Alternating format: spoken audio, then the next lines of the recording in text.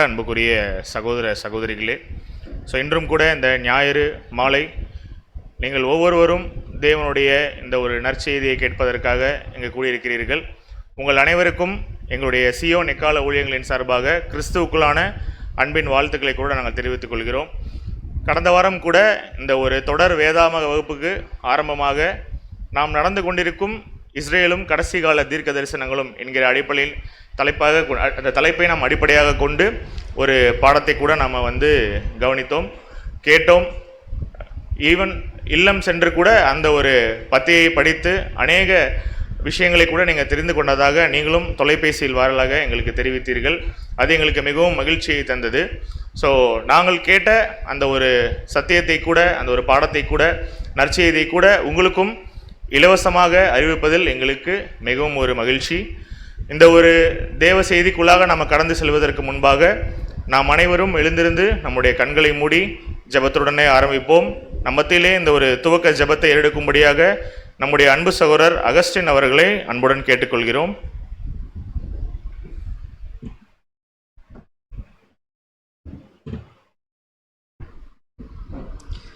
நாம் ஜெபிப்போம். ஒருவரும் சேரக்கூடாத ஒளியில் வாசம் செய்கிற எங்கள் அன்பின் நல்ல ஆண்டவரே, ஆசீர்வதிக்கப்பட்ட இந்த மாலை வேலைக்காக நன்றியோடு கூட ஸ்தோத்திரிக்கிறோம். விசேஷமாய் ஆண்டவரே, எங்களுக்கு இந்த ஒரு நல்ல ஒரு பாடத்தை தரும்படியாய் நீங்கள் சித்தம் வைத்திருக்காக நன்றி செலுத்துகிறோம். எங்கெங்கோ இருந்த அன்பு சகோதர சகோதரிகளும் இந்த நேரத்தில் எங்களுக்கு ஒன்று கூட்டி உங்களுடைய ஒரு நல்ல சத்திய பாடத்தை கொடுக்க போகிற உங்களுடைய அன்பிற்காக நாங்கள் நன்றி செலுத்துகிறோம்.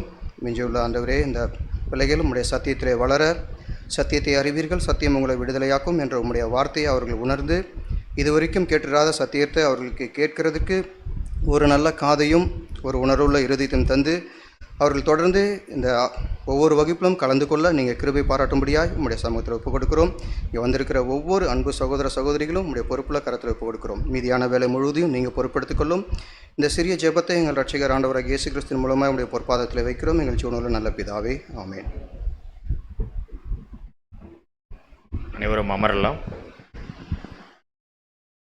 அன்புக்குரிய சகோதர சகோதரிகளே, இந்த ஞாயிறு மாலை இந்த ஒரு அடிப்படை வேதாகம வகுப்புக்கு வந்திருக்கக்கூடிய உங்கள் ஒவ்வொருவரையும் மீண்டும் ஒரு முறை சியோன் எக்காலம் ஊழியங்கள் சார்பாக நாங்கள் வருக வருக என வரவேற்கிறோம். கடந்த வாரம் கூட இந்த ஒரு பாடத்தை நீங்கள் கேட்டு முடித்த பிற்பாடு நீங்கள் எங்களுக்கு தொலைபேசியிலே கூறிய விஷயங்கள் மிகவும் மகிழ்ச்சியை தந்தது. மீண்டும் அதை ஒரு முறை நாங்கள் உங்கள் மத்தியிலே தெரிவித்துக் கொள்கிறோம். போன வாரம் நீங்கள் கேட்ட பாடத்தெல்லாம் கேட்டு முடிச்சுட்டு நீங்கள் கையில் கொடுத்த அந்த நோட்ஸை கூட படிச்சிருப்பீங்க அப்படின்னு சொல்லி கூட விசுவாசிக்கிறோம் நாங்கள்.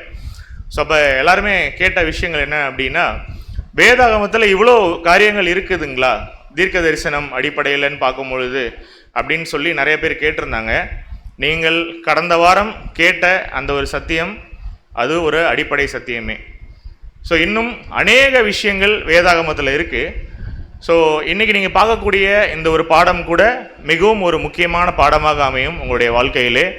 ஏன் அப்படின்னு சொல்கிறேன்னா, இன்றைக்கி இந்த பாடத்தை கேட்கக்கூடிய கண்களும் கேட்கக்கூடிய காதுகளும் காண்கக்கூடிய கண்களும் பாக்கியம் உள்ளவைகள்.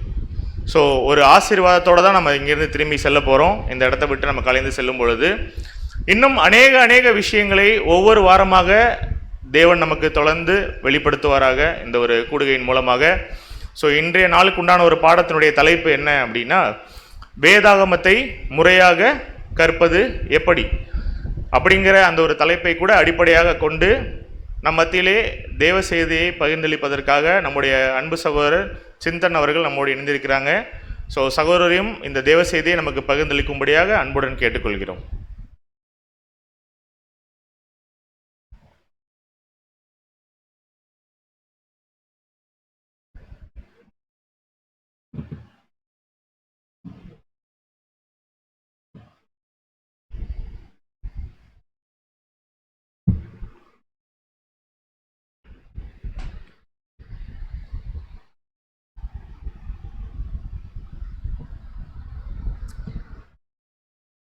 கிறிஸ்துவுக்கு அன்பான சகோதர சகோதரிகளே, அனைவருக்கும் கிறிஸ்துவுக்குள்ளான அன்பின் வாழ்த்துக்கள் தெரிவித்துக் கொள்கிறேன். விசேஷமாக நம்முடைய தேவன் இப்படியாக அவருடைய பிள்ளைகளாக இருக்க நம்மளையும் அழைத்து இன்றைய நாளிலும் தேவனுடைய அடிப்படை சத்தியங்களை நாம் யாவரும் தியானிக்கும்படியாக தேவன் கிருபை செய்துள்ளார். ஆதலால் நம்முடைய தேவனுக்கு நம்முடைய ஆண்டவராகிய இயேசு கிறிஸ்து மூலம் நன்றியை எடுத்துக்கொள்ளலாம். அன்பான சகோதர சோர்களே, கடந்த வாரம் பார்த்தீங்கன்னா இதே இடத்துல இருந்து வேற ஒரு சகோதரர் என்ன பண்ணாருன்னா, இந்த தலைப்பின் கீழே என்ன பண்ணாருன்னா ஒரு சத்திய பாடத்தை கொடுத்தார். இன்றைக்கு வேற ஒரு நபர், அதாவது நான் வந்திருக்கிறேன். இங்கே பேசக்கூடிய சகோதரர்கள் ஒரு 4-5 பேர் மாறி மாறி தான் பேசுவாங்க. சகோதரர்கள் மாறுவார்களே தவிர சத்தியம் என்ன பண்ணாதுங்க, மாறாது. அதே மாதிரி பேசுகிறது இது சகோதரர் மனுஷன் கிடையாது, இது தேவனுடைய ஆவியில் அவங்க என்ன பண்ணுறாங்கன்னா பேசுகிறார்கள், அவ்வளோதான் இங்கே இருக்குது. அதனால இங்கே பேசக்கூடிய எந்த சகோதரனையும் நீங்கள் பார்க்க வேண்டாம், அவங்கள யாரையும் எந்த மகிமைப்படுத்த வேண்டாம், எது செய்ய வேண்டாம். எல்லா துதி மகிமை யாருக்கு தான் போகணும் பார்த்தீங்கன்னா நம்முடைய தேவனுக்கு மட்டும்தான். ஸோ கடந்த வாரமே ஒரு ஆச்சரியமான ஒரு தலைப்பின் கீழே ஒரு பாடத்தை தியானிச்சிருப்போம், இஸ்ரேலும் கடைசி கால தீர்க்க தரிசனம். இந்த பாடமெல்லாம் எதோட பேஸ் அப்படின்னு பார்க்கின்ற பொழுது நமக்கு ஒரு ஃபார்மட் இருக்கு. நம்ம பைபிள் படிக்கிறதுக்கு ஒரு ஃபார்மட் இருக்கு, ஒரு அடிப்படை சத்தியம் அப்படின்னு நம்ம சொல்லுகிறோம். அதில் ஒரு பேஸ், அதில் ஒரு சப்ஜெக்ட் தான் இந்த இஸ்ரேலும் கடைசி கால தீர்க்க தரிசனம். இப்போ இந்த ஃபார்மட்டை ஒரு சரியான முறையில் நம்ம படிக்க போகிறோம். அதில் தான் இன்னைக்கு என்ன பார்க்க போகிறோம் அப்படின்னா, வேதாகமத்தை முறையாக கற்பது எப்படி. பிரதர் ஒர்க் ஆக மாட்டேங்குது பாருங்க. கற்றுக்கொள்வது எப்படி, எப்படி வேணால் நம்ம வைத்துக்கொள்ளலாம். How to unlock the Bible, how to study the Bible. எனக்கு தெரிஞ்சது இது இல்லை.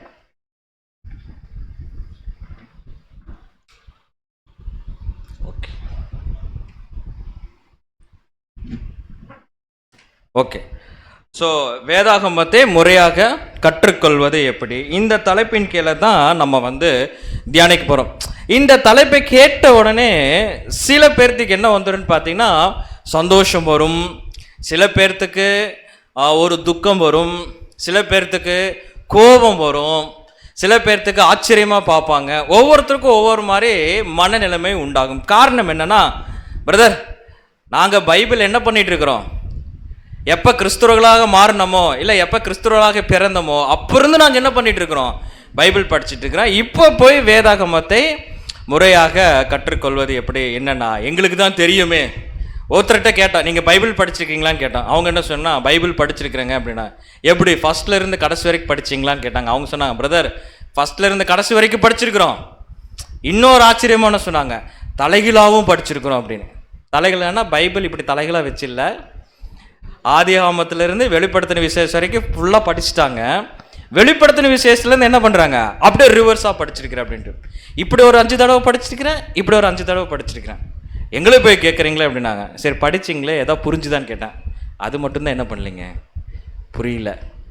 படித்தேன், படிக்கலின்லாம் கேட்கல, ஆனால் படித்தேன், ஆனால் என்ன பண்ணலைன்னா புரியல. ஒரு வசனம் இங்கே வராது சகோதரர், வாசிங்களேன். அதாவது தேவனுடைய வார்த்தை எப்படிப்பட்டது, பேதுரு என்ன சொல்றார், ஆண்டவராக இயேசு கிறிஸ்து கிட்ட என்ன சொல்றார். யோவான் 6ஆம் அதிகாரம் எடுத்துங்க. யோவான் 6ஆம் அதிகாரம் 68ஆம் வசனம். யோவான் 6ஆம் அதிகாரம் 68ஆம் வசனம். யோவான் 6ஆம் அதிகாரம் 68ஆம் வசனம். சீமோன் பேதுரு அவருக்கு பிரதியுத்தரமாக, பாருங்க, சீமோன் பேதுரு அவருக்கு நம்முடைய ஆண்டவராய் இயேசு கிறிஸ்துவுக்கு பிரதியுத்தரமாக என்ன சொல்றார், ஆண்டவரே யாரிடத்தில் போவோம், எங்க போவோம், யாரிடத்தில் போவோம், நித்திய ஜீவ வசனங்கள் உம்மிடத்தில் உண்டு, நித்திய ஜீவ வசனம் உம்மிடத்தில் உண்டு. அப்ப அந்த வசனத்துக்கு பாருங்க எவ்வளோ இம்பார்ட்டன்ட் வேதாகம் அங்க சொல்லப்பட்டிருக்கு. இப்ப இந்த பைபிளை கண்டிப்பா நம்ம புரிந்து கொள்ள வேண்டியது அவசியம். இப்போ ஏன் அப்படின்னு பார்த்தீங்கன்னா, ஒவ்வொரு மதத்துக்கும் ஒவ்வொரு ரிலீஜியன்ஸுக்கும் ஒவ்வொரு புக்கு இருக்குது. அதே மாதிரி கிறிஸ்டியன் சொன்னோம்னா நமக்குன்னு ஒரு புக்கு இருக்குது, கரெக்டுங்களா? அந்த புக்கு தான் என்னன்னு பார்த்தீங்கன்னா பரிசுத்த வேதாகமம். இந்த பரிசுத்த வேதாகமம் எதற்காகன்னு பார்த்தீங்கன்னா, தேவன் நமக்காக கொடுத்துக்கிட்டார். ஒரு புக்கை எது கொடுத்துப்பாரு தேவன், நீங்கள் நல்லா படிங்க, படித்து என்னை பற்றி என்ன பண்ணிக்கங்க, நல்லா தெரிஞ்சு கொள்ளுங்க. நான் கொடுக்கும் திட்டம் என்ன, நான் உங்களுக்கு கொடுக்க போகிற ஆசீர்வாதம் என்ன, அதெல்லாம் நீங்கள் படித்து என்ன பண்ணிக்கங்க, தெரிஞ்சுக்குங்க அப்படிங்க. இப்போ ஸ்கூலில் ஒரு புக்கு கொடுக்குறாங்க, மாணவனுக்கு கொடுக்குறாங்க. மாணவன் வாங்கி அந்த புக்கை என்ன பண்ணிடுறாரு பார்த்தீங்கன்னா, பேக் உள்ளே வச்சுக்கிறார். எக்ஸாம் எழுத போகிறார், பாஸ் ஆயிடுவாரா? ஃபீஸ் கட்டியாச்சு, புக்கு வாங்கியாச்சு, புக்கு எடுத்து பேக்கில் வச்சாச்சு, தினம் புக்கு தூக்கிட்டு ஸ்கூலுக்கு போகிறான் தம்பி, எல்லாமே பண்ணுறான். ஆனால் ஒன்றே ஒன்று தான் படிக்கல. என்ன அப்படின்னா, அந்த புக்கை திறந்து படிக்கல, வாங்கிடுவார், பாஸ் ஆயிடுவாரா? ஏன் ஆக மாட்டார்? அதான் இது புரியுது. படித்தா தானே பிரதர் பாஸ் ஆக முடியும், படிக்கலைன்னா பாஸ் ஆக முடியாது. புக்கு பார்த்தீங்கன்னா ஃப்ரெஷ்ஷாகவே இருக்கும், பார்த்துருக்கீங்களா? ஃப்ரெஷ்ஷாகவே இருக்கும். இப்போ தேவன் நமக்கு ஒரு புக்கு கொடுக்குறார், பரிசுத்த வேதாகம். அதை வாங்கி நம்ம என்ன பண்ணிடுறோம் அப்படின்னு பார்த்தீங்கன்னா, எடுத்து செல்ஃப்லேயே வச்சுக்கிறோம். சில நேரத்தில் சர்ச்சுக்கு கொண்டு போகிறோம், சில நேரத்தில் படிக்கிறோம். ஆனால் நமக்கு என்ன பண்ணுறது இல்லைங்க, புரிகிறது இல்லை. ஆனால் தேவன் விட்டுருவாரா? அவர் விட மாட்டார். அவர் என்ன சொல்கிறார்? நான் யாரை நேசிக்கிறேனோ அவங்களை கூப்பிட்டு அவங்களுக்கு நான் சொல்லி மட்டும் கொடுக்க மாட்டேன், பைபிள் இருந்து ஒரு விருந்தே ஆயத்தப்படுத்துவேன் அப்படின்ட்டு. நல்லா இருக்குல்ல இது? இல்லை, நான் ஒன்றும் தப்பாக கேட்கல, இது நல்லா இருக்கா? இல்லை கேட்டேன். விருந்து, நமக்கு விருந்துனால ஒரு மகிழ்ச்சி தானே. நான் ஒரு விருந்தே என்ன பண்ணுவேன், உங்களுக்கு ஆயத்தப்படுத்துவேன். இந்த விருந்தில் நீங்கள் என்ன பண்ணுங்கன்னா, நல்லா சாப்பிடுங்க. கரெக்டாக, நல்ல விருந்து என்ன பண்ணுங்க, சாப்பிடுங்க. அதுக்கு தான் விருந்து, நல்லா சாப்பிடுங்க. அப்படிப்பட்ட விருந்து தான் இனி ஒவ்வொரு வாரமும் பார்க்க போகிறோம், நல்லா சாப்பிட போகிறோம். அப்போது ஒவ்வொரு பாடமும் நமக்கு முடிகின்ற பொழுது எந்த டவுட்டுமே வராது. தேவன் கொடுக்குற அந்த நித்திய ஜீவ வசனத்தை, சத்திய பாடத்தை நன்றாக புரிந்து கொள்ள போகிறோம். அப்போது இந்த வசனம், இந்த சத்தியம் எப்படிப்பட்டதாக இருக்கிறது? வாசிக்கலாம் பாருங்க. சங்கீதம் 119 அதிகாரம் 103 வசனம். 119 சங்கீதம் 103 வசனம். உம்முடைய வார்த்தைகள் என் நாவுக்கு எவ்வளவு இனிமையானவைகள், என் வாய்க்கு அவைகள் தேனிலும் மதுரமாய் இருக்கும். தேவனுடைய வார்த்தை எப்படி இருக்குமாமா? தேனிலும் மதுரமா. டேஸ்ட் பண்ணணும். தேவனுடைய வார்த்தையை டேஸ்ட் பண்ண வேண்டும் என்றால் அவர் என்ன சொல்லி இருக்கிறார் என்பதை நாம் புரிந்து கொள்ள வேண்டும். கரெக்டுங்களா? நம்ம ஒரு சொல்லுவாங்க, அப்போ சர்க்கரை அப்படின்னு பேப்பரில் எழுதுனா சர்க்கரையோட டேஸ்ட் தெரியுமா? அப்போ என்ன பண்ணுவாடு? அந்த பேப்பர் எடுத்து நான் அப்படின்னா பேப்பர் எடுத்துனாக்குன்னா வேற மாதிரி நினச்சிக்குவாங்க. அப்படின்னா சர்க்கரை என்ன அப்படின்னா, சர்க்கரைங்கிறது என்ன இருக்குது, அதை எடுத்து நம்ம நாவில் வைக்கின்ற பொழுது அது இனிப்பு சுவை என்பதை நம்ம என்ன பண்ணிக்குவோம்னா புரிந்து கொள்வோம். அப்போ வசனம் என்ன சொல்லுது? உங்களுடைய வார்த்தைகள் எப்படிப்பட்டதா இருக்காமா? தேனிலும் மதுரமாக இருக்கு. ஓவர் ஸ்வீட்னஸ், ரொம்ப ஸ்வீட்னஸாக இருக்கு அப்படின்னு சொல்கிறது. அப்போ இந்த ஸ்வீட்னஸை புரிந்து கொள்ள வேண்டும் என்றால் அதுக்குன்னு ஒரு மெத்தட் இருக்கு. அந்த மெத்தடை நம்ம படிக்கின்ற பொழுது ஈஸியாக அண்டர்ஸ்டாண்ட் பண்ணிக்கலாம். பாருங்க, எரேமியா தீர்க்கதரிசி சொல்லும் போது எப்படி சொல்றார்? எரேமியா 15 அதிகாரம் 16 வசனம் வாசிப்போம். எரேமியா 15 அதிகாரம் 16 வசனம். உம்முடைய வார்த்தைகள் கிடைத்த உடனே அவைகளை உட்கொண்டேன். புரிஞ்சு? உம்முடைய வார்த்தைகளை கிடைத்த உடனே நான் என்ன பண்ணிக்கிறேன்? உட்கொண்டேன். விருந்து. புரிஞ்சுதுங்களா? இப்போ தேவனுடைய வார்த்தை வந்துருச்சுன்னா எடுத்த உடனே எங்கே போட்டுறேன்னு? மனசுக்குள்ளே போட்டுக்கணும், இருதயத்துக்குள்ளே கொண்டு போய் சேர்த்துக்கணும், அதை டைஜஸ்ட் பண்ண வேண்டும். சரிங்களா? உன் வார்த்தைகளை கிடைத்த உடனே அவைகளை உட்கொண்டேன். வாசிங்க. உம்முடைய வார்த்தைகள் எனக்கு சந்தோஷமும். உம்முடைய வார்த்தைகள் எப்படி இருக்கு? சந்தோஷமும், என் இருதயத்துக்கு மகிழ்ச்சியுமாய் இருக்கிறது. என் இருதயத்துக்கு மகிழ்ச்சியுமாய் இருக்கு. வேற எந்த மகிழ்ச்சியும் வேண்டாங்க. அப்ப பாருங்க, யோவான் சொல்லும் போது என்ன சொல்லுகிறார்? அப்போஸ்தலனாகிய யோவான் சொல்லும் போது, யாரிடத்தில் ஆண்டவரே போவோம்? நித்திய ஜீவ வசனம் உம்மிடத்தில் உண்டு. சங்கீதக்காரன் சொல்லுகிறார், எப்படி சொல்றாருன்னா, உம்முடைய வார்த்தைகள் தேனிலும் மதுரமாய் இருக்கு. எரேமியா தீர்க்கதரிசி என்ன சொல்றாருன்னா, உம்முடைய வார்த்தைகளை கிடைத்தவுடனே என்ன பண்ணிட்டேன்? உட்கொண்டேன்.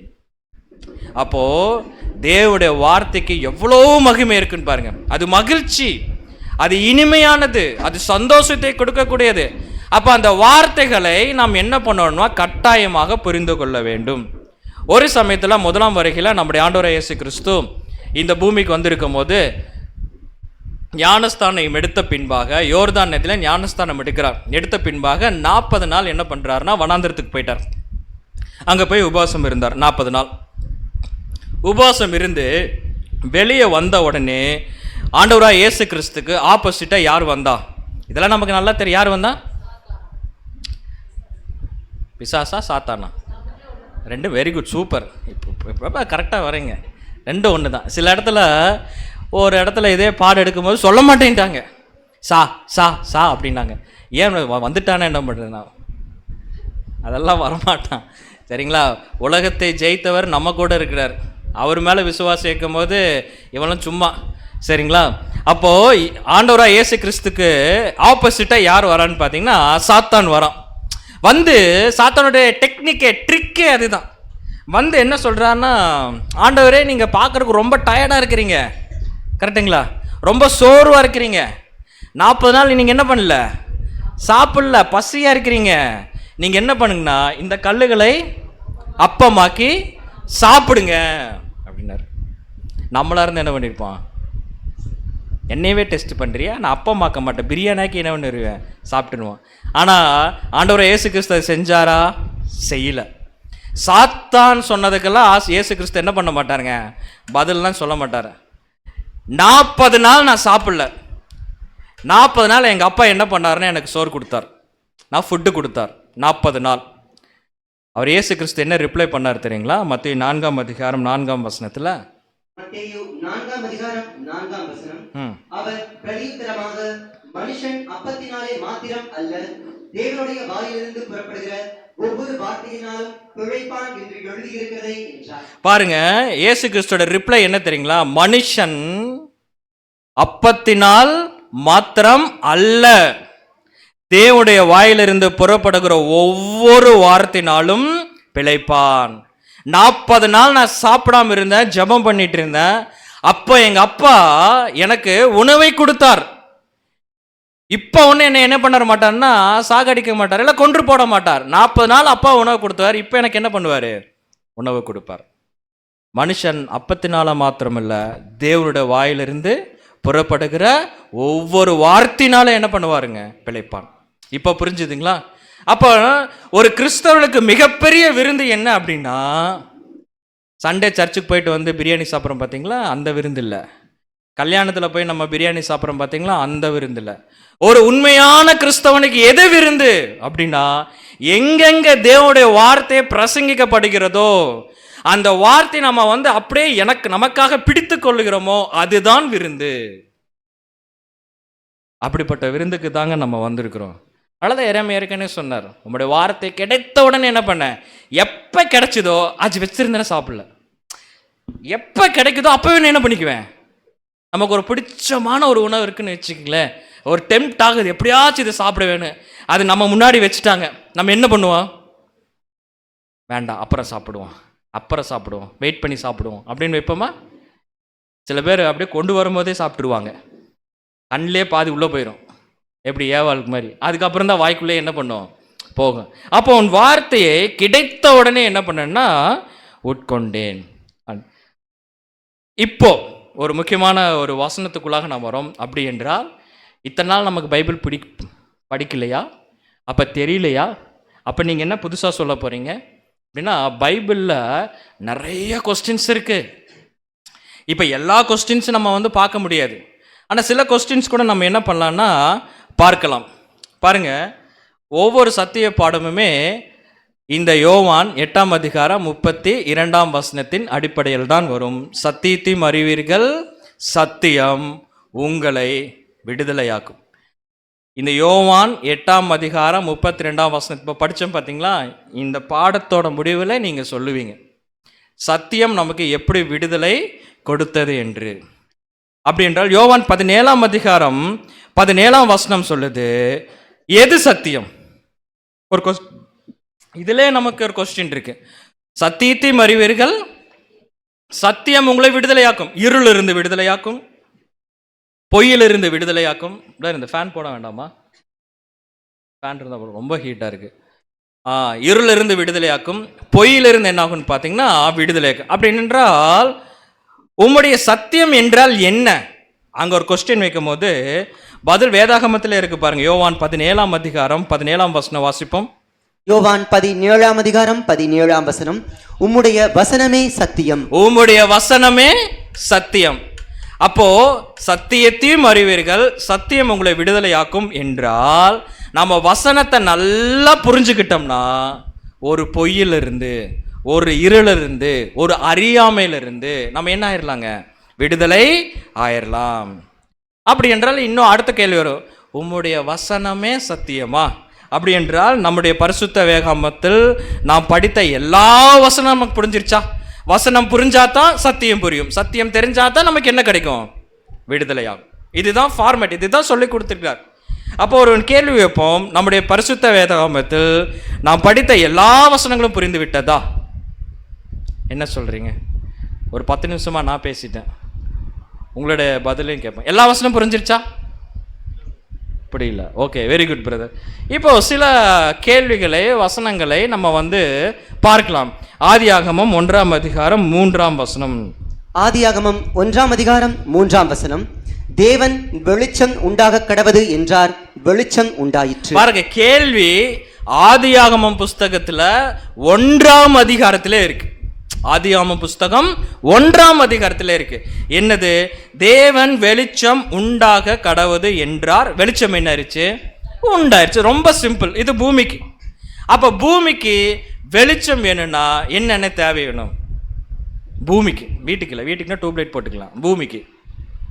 பூமிக்கு வெளிச்சம் வேணும்னா என்ன தேவை? சூப்பர் பேர். நான் கேட்கறதுனால நீங்கள் தப்பாக நினச்சி இவர் ரொம்ப கடினமான கேள்வி கேட்பாரெல்லாம் நினச்சிக்காதீங்க. உங்களை போல் நானும் ஒரு சகோதரன் தான், மனிதன் தான், புரிஞ்சு கொள்வதற்காக, அவ்வளோதான், வேற இல்லை. அப்போ இந்த பூமிக்கு வெளிச்சம் வர வேண்டும் என்றால் முக்கியமான ஒரு ஒரு விஷயம் இருக்க வேண்டும். அது என்னது? கரெக்டாக சொன்னீங்க. என்னதுங்க? சூரியன். சூரியன் இருந்தால் பூமிக்கு என்ன வரும்? வெளிச்சம் வரும். அப்போ பூமியோடைய சேட்டலைட்டுன்னு பார்க்கும்போது அது பார்த்தீங்கன்னா சந்திரன். ஸோ காலைக்கு எதுக்கு வெளிச்சம் கொடுக்குன்னு பார்த்தீங்கன்னா சூரியன். இரவுக்கு பார்க்கும்போது ஒரு சின்ன வெளிச்சமாக எது இருக்கும் அப்படின்னு பார்த்தீங்கன்னா அந்த சந்திரன், நிலா இருக்கும். இவ்வளோ, இதுதான் பூமிக்கு வெளிச்சத்தை உண்டாக்குறது. ஓகே, இதை எத்தனை நாள் தேவன் படைத்தார்? வாசிங்க. ஆதியாகம் 1ஆம் அதிகாரம் 5ஆம் வசனம். 5ஆம் வசனம், தேவன் வெளிச்சத்துக்கு பகல் என்று பெயரிட்டார். தேவன் வெளிச்சத்துக்கு என்னன்னு பெயரிட்டார்? பகல். பகல்ல யார் வருவா? சூரியன். ஓகே. இருளுக்கு இரவு என்று பெயரிட்டார். இருளுக்கு இரவு என்று பெயரிட்டார். இருள யார் வருவா? சந்திரன். Okay, thank you brother. இப்போதான் என் கூட சிங்க்ரைஸ் ஆயிருக்கிறீங்க. ஓகே. சாயங்காலமும் விடியற்காலமுமாகி முதலாம் நாள் ஆயிற்று. ஓகே, சாயங்காலமும் விடிய காலமாகி எத்தனை நாள் ஆயிடுச்சு? முதல். அப்ப முதல் நாளே பூமிக்கு என்ன வந்துருச்சு? வெளிச்சம் வந்துருச்சு. ஒரு கேள்வி. ஓகே, பூமிக்கு என்னாச்சுன்னு பார்த்தா உங்களுக்கு இதில் இருக்கும் பாருங்க, இருக்கா? ஸோ பூமிக்கு பகலில் சூரியன், இரவுக்கு சந்திரன் வந்துருச்சு. சூரியன் மற்றும் சந்திரன். ஆனால் இதே ஆதியாகம புஸ்தகம் 1ஆம் அதிகாரம் 14ஆம் வசனம் என்ன சொல்லுது தெரியுங்களா? இப்போ சூரியன் சந்திரனால தானே வெளிச்சம் வந்திருக்கும். அப்போ அது எத்தனை நாள் ஆயிடுச்சுன்னு படித்தோம்? முதலாம் நாள் படித்தோமா? இப்போ பாருங்க, ஆதியாகமம் 1ஆம் அதிகாரம் 14ஆம் வசனம்.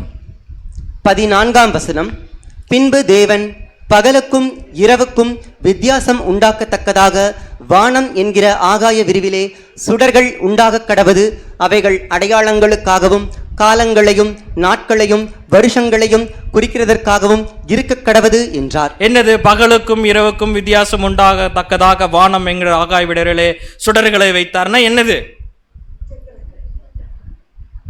சூரியன், சந்திரன். சூரியன் one of the stars. Milky way கேலக்சியில் 400 பில்லியன் ஸ்டார்ஸில் சூரியன் ஒரு ஸ்டார். சரிங்களா? அப்போது பூமிக்காகவே, நாட்களை தெரிந்து கொள்வதற்காகவே, காலங்களை புரிந்து கொள்வதற்காகவே ஒரு சுடர்களை வச்சாராமா. அந்த சுடர் நம்ம எதுன்னு பார்த்தீங்கன்னா சூரியன், சந்திரன் தான். ஆனால் வசனம் முடியும் போது எப்படி சொல்லுதுன்னு பார்த்தீங்கன்னா ஆதியாகமம் 1ஆம் அதிகாரம் 19ஆம் வசனம். 19ஆம் வசனம், சாயங்காலமும் விடியற்காலமுமாகி 4ஆம் நாள் ஆயிற்று. சாயங்காலமும் விடிய காலமாகி 4ஆம் நாள் ஆயிற்று. இப்ப என்ன இதுல ஒரு கன்ஃபியூஷன்?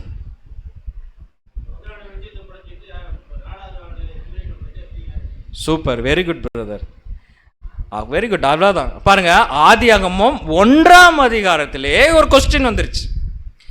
ஆண்டவரே, நீங்க 1ஆவது நாள்லயே வெளிச்சம் உண்டாக கடவுன்னு சொன்னீங்க, வெளிச்சம் வேணும் இருளும் வேணும் சொன்னீங்க. ஆனால் 4ஆவது நாள் என்ன சொல்கிறீங்கன்னா மீண்டும் ஒரு சுடரை கொடுப்ப, அது வெளிச்சம், அதுக்கப்புறம் பகல் இரவுன்னு சொல்லியிருக்கிறீங்க. அப்போ 2 சூரியன் 2 நிலவு இருக்கா? இல்லை, ஒரே சூரியன் தான். அப்போ 4ஆம் நாள், அப்போ முதலாம் நாளா இல்லை 4ஆம் நாளா? கொஸ்டின் வருதா இல்லையா? கொஸ்டின் வருதா இல்லைங்களா? என்ன எத்தனாவது நாள் நம்ம எடுத்துக்கலாம்? நீங்கள் அமைதியாக இருக்கவும் நானும் அமைதியாக இருக்கவும் நேரம் செல்லவும், அப்புறம் நீங்கள் கிளம்பிடுவீங்க, நானும் கிளம்பிடுவேன். எத்தனை நாள் எடுத்துக்கலாம்? முதலாம் நாளா 4ஆம் நாளா? அப்போ 4ஆம் நாள் இல்லை, அப்போ அந்த வசனம் தப்பு. அப்படி இல்லை என்ன, அப்போ 4ஆம் நாள். அப்போ 4ஆம் நாள்னா முதலாம் நாள் இல்லை, அப்போ அது தப்பு. இப்படி சொன்னாலே பயமாக இருக்குது, தேவன் நம்மளும் தப்பு நடிச்சிருவார். வசனம் என்னைக்கு என்ன பண்ணாதுங்க, நம்மளோட அண்டர்ஸ்டாண்டிங் தான் மாறும். அதை நம்ம படிக்கலாம். அடுத்தது பார்த்திங்கன்னா, அடுத்த ஒரு உங்களுக்கு புரிந்து கொள்வதற்காக, ஒரு கப்புள்ஸ் இருக்கிறாங்க, திருமணம் ஆகுது. பார்த்திங்கன்னா அவங்களுக்கு குழந்தையே இல்லை, ரொம்ப வருஷமாக குழந்தை இல்லை. ஜெபம் பண்ணிக்கிட்டே இருக்கிறாங்க, வசனமெல்லாம் சொல்லி ஜெபம் பண்ணுறாங்க. கற்பத்தின் கனி, கர்த்தரால் வரும் சுதந்திரம் எல்லாம் சொல்லி ஏதோ ஜெபம் பண்ணிட்டே இருக்கிறாங்க. தேவன் ஒரு நாள் அவங்க ஜெபத்தை கேட்டு என்ன பண்ணிட்டாருன்னு பார்த்தீங்கன்னா, ஒரு அழகான குழந்தை அழகாக இருக்குல்ல, ஒரு அழகான குழந்தையே கொடுத்துட்டாங்க. ரொம்ப சந்தோஷமாக இருக்கிறாங்க, ரொம்ப மகிழ்ச்சியாக இருக்கிறாங்க.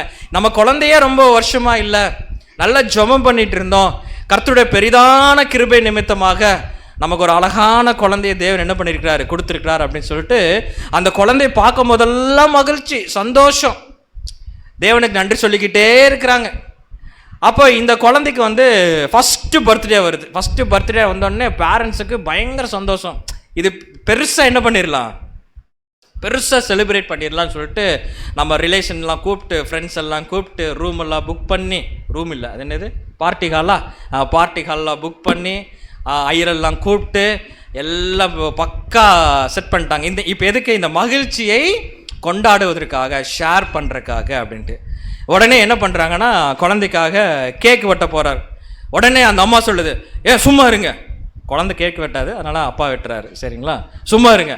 நம்ம எத்தனை நாள் நமக்கு குழந்தை இல்லை, கரெக்டாக எத்தனை நாள் குழந்தை இல்லை, நம்ம எவ்வளோ ஜெபம் பண்ணி தேவன் நமக்கு இந்த குழந்தையை கொடுத்துருக்காரு, அப்படியே போய் கேக் வெட்டக்கூடாது. நம்ம ஒரு வசனத்தை வாசித்து ஜெபம் பண்ணி அதுக்கப்புறம் என்ன பண்ணுவோம், கேக்கை வெட்டும். நல்ல விஷயம் தானே. உடனே சந்தோஷம் வரும்போது, கிறிஸ்தவர்கள் படிக்கிற புஸ்தகம் என்ன புஸ்தகம்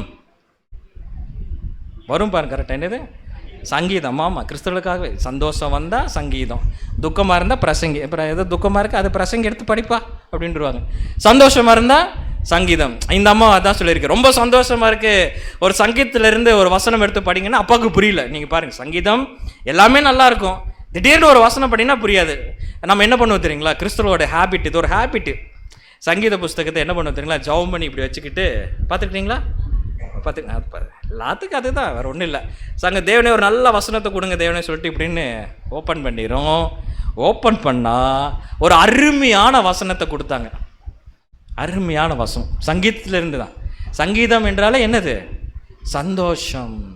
தெரியுங்களா, என்ன வசனம் தெரியுங்களா, சங்கீதம் 137 அதிகாரம் 9ஆம் வசனம். 137 சங்கீதம் 9ஆம் வசனம்.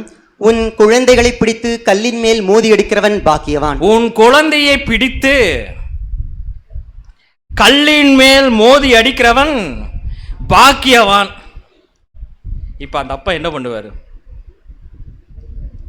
வச்சு இதுக்குத்தான் நான் உனக்கு சொன்னேன், பேசாம கேக்கை வெட்டிட்டு ஜெபம் பண்ணிட்டு போயிருந்தா எந்த பிரச்சனையும் இருந்திருக்காது. இப்போ வசனம் என்ன சொல்லிருச்சு, உன் குழந்தைகளை பிடித்து கல்லின் மேல் மோதி அடிக்கிறவன் பாக்கியவான். இப்படி போய் நம்ம அடிச்சோன்னா போலீஸ் நம்மளை பிடிச்சிக்கும். சென்னையில் கீழ்பாக்கம் தானே ஃபேமஸ், அங்கே கொண்டு சேர்த்திடுவாங்க, ஜெயிலுக்கு கூட போக மாட்டாங்க, ஏதாவது ஆகி போச்சாட்டுக்குன்னு சொல்லி சேர்த்தி விட்டுருவாங்க. செய்யலாமா? சரி, அது விடுங்க. ஒரு மற்ற மதத்தினர் இந்த வசனத்தை படிக்கிறாங்க. இப்போ பைபிள் படித்தா ரட்சிப்படையலாமாமா எல்லாருமே சொல்கிறாங்க அப்படின்னு சொல்லிட்டு அவர் தெரியாமல் இந்த வசனத்தை படிச்சிடறார். உன் குழந்தைகளை பிடித்து கல்லின் மேல் மோதி அடிக்கிறவன் பாக்கியவான். இந்த வசனத்தை படிச்சுட்டு நீங்கள்லாம் தானே கிறிஸ்தவர்கள், மன்னிச்சுக்குங்க இப்படி கை நீட்டினதுக்காக என்னை சேர்த்தா சொல்கிறேன், நீங்கள்லாம் தானே கிறிஸ்தவர்கள், நீங்கள் தானே தினம் சர்ச்சுக்கு போகிறீங்க, சண்டே நீங்கள் தானே சர்ச்சுக்கு போகிறீங்க, இந்த வசனத்துக்கு எங்களை விளக்கம் சொல்லுங்கள். நான் என்ன சொல்லுவோம் தெரியுங்களா, இப்போ எப்படி அமைதியாக இருந்தோமோ அப்படியே என்ன பண்ணுவோம், அமைதியாக இருப்போம். தெரியுங்களா? சரி, எவ்வளோ கொஸ்டின்ஸ் இருக்குது பாருங்கள். சங்கீதமில் முதல் அதிகாரத்தில் முதல் வசனத்தில் கேள்வி இருக்குது. எங்கே பாருங்க, வசனம் வாசிக்கலாம் பாருங்க. சங்கீதம் 1ஆம் அதிகாரம் வசனம் 1, 2. 1ஆம் சங்கீதம் வசனங்கள் 1 மற்றும் 2. துன்மார்க்கருடைய ஆலோசனையில் நடவாமலும் பாவிகளுடைய வழியில் நில்லாமலும் பரியாசக்காரர் உட்காரும் இடத்தில் உட்காராமலும். பாருங்க, பரியாசம் செய்கிற இடத்துல நீங்க என்ன பண்ணிடுற, உட்காராமலும். இதான் ரொம்ப முக்கியமானது. கர்த்தருடைய வேதத்தில் பிரியமாயிருந்து. கர்த்தருடைய வேதத்தில் பிரியமாயிருந்து, எப்பவுமே பிரியமாயிருந்து. இரவும் பகலும் அவருடைய வேதத்தில் தியானமாயிருக்கிற மனுஷன் பாக்கியவான். எப்படியாமா? இரவும் பகலும் அவருடைய வேதத்தில் தியானமாயிருக்கிற மனுஷன் பாக்கியவான். இரவும் பகல்னா என்னது? காலையிலையும் சரி சாயந்தரம் சரி எப்பவுமே பைபிள் நம்ம என்ன பண்ணிட்டு இருக்கோன்னு சொல்ல. கரெக்டு தான், தப்பெல்லாம் ஒன்றும் இல்லை. நான் யாரையும் தப்பு சொல்ல மாட்டேன். காலையிலும் சரி சாயந்தரம் சரி நைட்டும் சரி தொடர்ந்து என்ன செய்து கொண்டிருக்கோன்னு பக்கு உங்களுக்கு தொடர்ந்து வசனம் தான் கேட்குறேன். என்ன பண்ண? தொடர்ந்து பைபிள் என்ன பண்ணு படிச்சுட்டு தான் இருக்கோன்னு. காலையிலேயும் படிச்சுட்டு இருக்கிறோம், சாயந்தரமும் படிக்கிறோம், நைட்டும் படிக்கிறோம். அப்புறம் எப்போ தான் தூங்குவோம்? எப்போ தான் தூங்குவோம்? எவ்வளோ நேரம் தூங்குகிறோம்? இது ஒரு எக்ஸாம்பிள் தான் கேட்குறேன். எவ்வளோ நேரம் தூங்குவோம்? இப்போ வரும் பாருங்க, உண்மை வரும் பாருங்க. எவ்வளோ நேரம் தூங்குவோம்? ஒரு 7 ஹவர்ஸ் எடுத்துக்குமா அப்ராக்சிமேட்டாக? 6 மணி நேரம். கடுமையான உழைப்பாளியாக இருப்பீங்க போட்டிருக்கு. பரவாயில்ல. ஜப்பானில் தான் 6 மணி நேரம் தூங்குவாங்க. ஜப்பான் ஸ்டைல் பரவாயில்ல. 6 மணி நேரம் தூங்குறது நல்லது தான். ஆனால் ஒரு ஹியூமன் பீயிங் வந்து கம்பல்சரியாக 8 ஹவர்ஸ் தூங்க வேணும். அதில் டீப் ஸ்லீப்பிங் வந்து மினிமம் 2 to 3 ஹவர்ஸ் இருக்க வேணும். சரிங்களா? 8 ஹவர்ஸ் நம்ம படுத்தா தான் ஒரு டீப் ஸ்லீப்பிங் வந்து 2லேருந்து 3 மணி நேரம் வரும். Sleeping is very important. ஆனால் அதில் டீப் ஸ்லீப்பு தான் ரொம்ப இம்பார்ட்டண்ட். சரிங்களா? ஒரு மினிமம் 8 ஹவர் தூங்கினா தான் ஒரு 3 மணி நேரம் ஆச்சு டீப் ஸ்லீப்னா புரிஞ்சுதுங்களா? கொஸ்கடிச்சா கூட தெரியாது, யார் உள்ளே வந்துட்டு போனால் கூட தெரியாது. ஆனால் இப்போ நமக்கெல்லாம் அந்த மாதிரி தூக்கம் வருதில்லை. யாராச்சும் லைட்டு போட்டாங்கன்னா நமக்கு என்ன வந்துடும்? முடியும். அதெல்லாம் ஸ்லீப்பே கிடையாது. சரிங்களா? அப்படி என்றால் அப்போ தூங்க வேண்டாமா? சகோதரி சொன்ன மாதிரி 6 மணி நேரம் தூங்க வேண்டாமா? தூங்க வேண்டும். அப்புறம் எப்படி இரவும் பகலும் தியானமாக இருக்க முடியும்? இது என்னது? ரொம்ப தூங்கி எந்திரிச்சோன்னே என்ன பண்ணுவான்? முக்கியமானது. அப்போ ப்ரெஷ் பண்ண வேண்டாமா? ப்ரெஷ் பண்ணணும். அதுக்கப்புறம் நிறைய கடமைகள் இருக்குது. அது முடித்த பின்னாடி எங்கே போகணும்? ஆஃபீஸ் போகணும். ஆஃபீஸ் ட்ராவல் பண்ணி போக வேணும். சென்னை பெங்களூரில் பார்த்தீங்கன்னா ட்ராவலிங்கே 1/2 மணி நேரம் 1 மணி நேரம் ஆகுது. அதுக்கப்புறம் ஆஃபீஸில் வேலை செய்ய வேணும். அதுக்கப்புறம் எங்கே போகணும்? இது என்ன இடம்? ரேஷனில் போய் நிற்கணும். ரேஷனில் போய் நின்னா சர்க்கரை கொடுத்துருவானா? சரிங்களா? அது பொங்கல் டைமில் கொடுத்துருவாங்களா? பொங்கல் 1000 ரூபா கொடுக்கும்போது கொடுத்துருவானா? முடியாது. அதுக்கு போய் எவ்வளோ நேரம் நிற்கணும்? 1000 ரூபா கொடுக்கணும், எவ்வளோ நேரம் வேணால் நாங்கள் நிற்போம். ஓகே. அப்போ ரொம்ப முக்கியமானது பாருங்கள். என்னது? இது பார்க்கலன்னா எப்படி? இப்போ எல்லாம் வீட்டில் செவ்வறு எது டிவி எதுனே தெரிய மாட்டேங்குது. செவ்வரோட டிவி தான் பெருசாக இருக்குது, செவத்தில் ஒட்டி வச்சுக்கிறாங்க. அப்புறம் நைட் என்ன பண்ணுறோம்? திருப்பியும் தூங்கிடுறோம். ஒரு 24 மணி நேரத்தில் இது எல்லாமே அத்தியாவசியமாக இருக்குது. இதில் பாருங்க, நான் சாப்பிட்றது போடல, கருத்துங்களா? 3 வேளை என்ன பண்ணுறோம்? சாப்பிட்றது போகல, டீ குடிக்கிறது, ஃப்ரெண்ட்ஸ் கிட்ட போகிறது, ஃபோனு. அந்த ஃபோனில் இப்போ வேறு சரு இப்படியே அதுக்கு ஒரு 2 மணி நேரம் போகுது. அது இப்போ இருக்கிறவங்க பார்த்தீங்கன்னா 2 மணி நேரம் இல்லை, அதே இப்படி பார்த்தா நைட்டு கண்ணு வீங்குற வரைக்கும் அது பார்த்துக்கிட்டே இருக்கிறாங்க. அப்போ எப்படி 24 மணி நேரம் வேதத்தில் நம்ம வந்து தியானமாக இருக்க முடியும்? என்டர்டைன்மெண்ட் விட்டுருங்க, அத்தியாவசியமாக காரியங்கள் செய்கிறக்கே நமக்கு ஆல்மோஸ்ட் பார்த்தீங்கன்னா 16 ஹவர்ஸ் போயிடும். கரெக்டுங்களா? வேலையில் ஒரு 8 மணி நேரம், ட்ராவலிங் பண்ணுறதுல 1 மணி நேரம், வீட்டில் வந்து சாப்பிட்றது, ஆஃபீஸில் சாப்பிட்றது, அதெல்லாம் சாப்பிட்றது எல்லாம் அதில் 1 மணி நேரம், அப்படியே கணக்கு போட்டோம்னா 16 ஹவர்ஸ் போயிடும். மீதி இருக்கிறதுல நமக்கு வந்து பார்த்தீங்கன்னா ஒரு 8 ஹவர்ஸ் தான். ஆனால் வசனம் என்ன சொல்லுது? கர்த்தருடைய வேதத்தில் பிரியமாக இருந்து இரவும் பகலும் தியானமாக இருக்கிற மனுஷன் பாக்கி. இப்போ நம்மெல்லாம் என்னது இல்லை? பாக்கியவான் இல்லை. ஓகே, நான் சொல்ல மாட்டேன். சரிங்களா? அடுத்தது ஆதியாகமம் 2ஆம் அதிகாரம் 7ஆம் வசனம். இதுக்கு மட்டும் நீங்கள் எல்லாரும் கரெக்டாக ஆன்சர் பண்ணிடுங்க, கொஞ்சம் ஹாப்பியாக இருக்கும். ஆதியாகமம் 2ஆம் அதிகாரம் 17ஆம் வசனம். ஆதியாகமம் 2ஆம் அதிகாரம் 17ஆம் வசனம். ஆனாலும் நன்மை தீமை அறியத்தக்க விருட்சத்தின் கனியை புசிக்க வேண்டாம், அதை நீ புசிக்கும் நாளில் சாகவே சாவா என்று கட்டளையிட்டார். பாருங்க, தேவன் சொல்றார் ஆதாம் பார்த்து, ஆதாம் இந்த தோட்டத்தில் இருக்கிற எல்லா கனியும் நீ புசிக்கலாம், ஆனா இந்த கனியை மட்டும் நீ என்ன பண்ணக்கூடாது? புசிக்க கூடாது. என்ன கனி? நன்மை தீமை அறியத்தக்க இந்த விருட்சத்தின் கனி நீ என்ன பண்ணிடாத? புசிக்காத. ஒருவேளை நீ புசிச்சினா புசிக்கும் நாளிலே சாகவே அப்படின்னு என்ன, எப்போ சாப்பிட்றியோ அப்போவே நீ என்ன அறிவ, செத்துருவ. இது சொன்னது யாரு? தேவன் சொன்னார். அவன் பாருங்க, தேவன் சொன்னார். ஓகே, இப்போ சாத்தான் என்ன சொல்றான் வாசிங்க. ஆதியாகமம் 3ஆம் அதிகாரம் வசனம் 4-5. ஆதியாகமம் 3ஆம் அதிகாரம் வசனங்கள் 4 மற்றும் 5. அப்பொழுது சர்ப்பம் ஸ்திரீயை நோக்கி, நீங்கள் சாகவே சாவதில்லை, நீங்கள் இதை புசிக்கும் நாளிலே உங்கள் கண்கள் திறக்கப்படும் என்றும் நீங்கள் நன்மை தீமை அறிந்து தேவர்களைப் போல் இருப்பீர்கள் என்றும் தேவன் அறிவார் என்றது. பாருங்க, முக்கியமான வசனம் பாருங்க. அப்பொழுது சர்ப்பம் ஸ்திரீயை நோக்கி, நீங்கள்னா யாரு?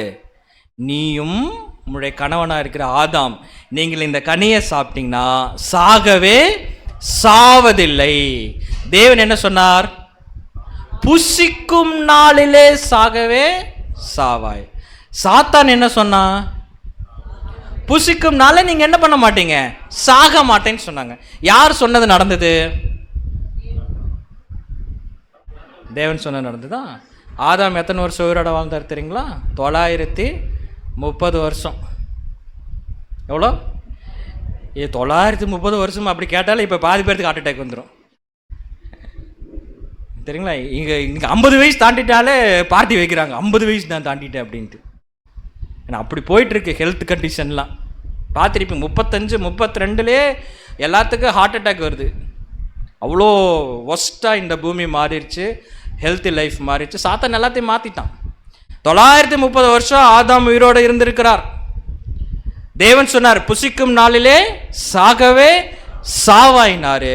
சாத்தான் சொன்னான், நான் சொல்கிறேன் நீ புசிக்கும் நாள் என்ன பண்ண மாட்டீங்க, சாக மாட்டீங்க அப்படின்னு.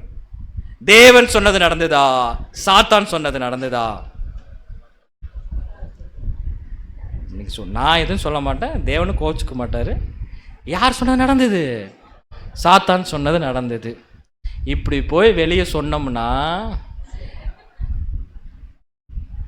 நாங்கள் ஒரு பைபிள் வச்சுருக்குறோம், அந்த பைபிள் தேவனை பற்றி தெரியும். தேவன் அவர் தான் உண்மையான தேவன்.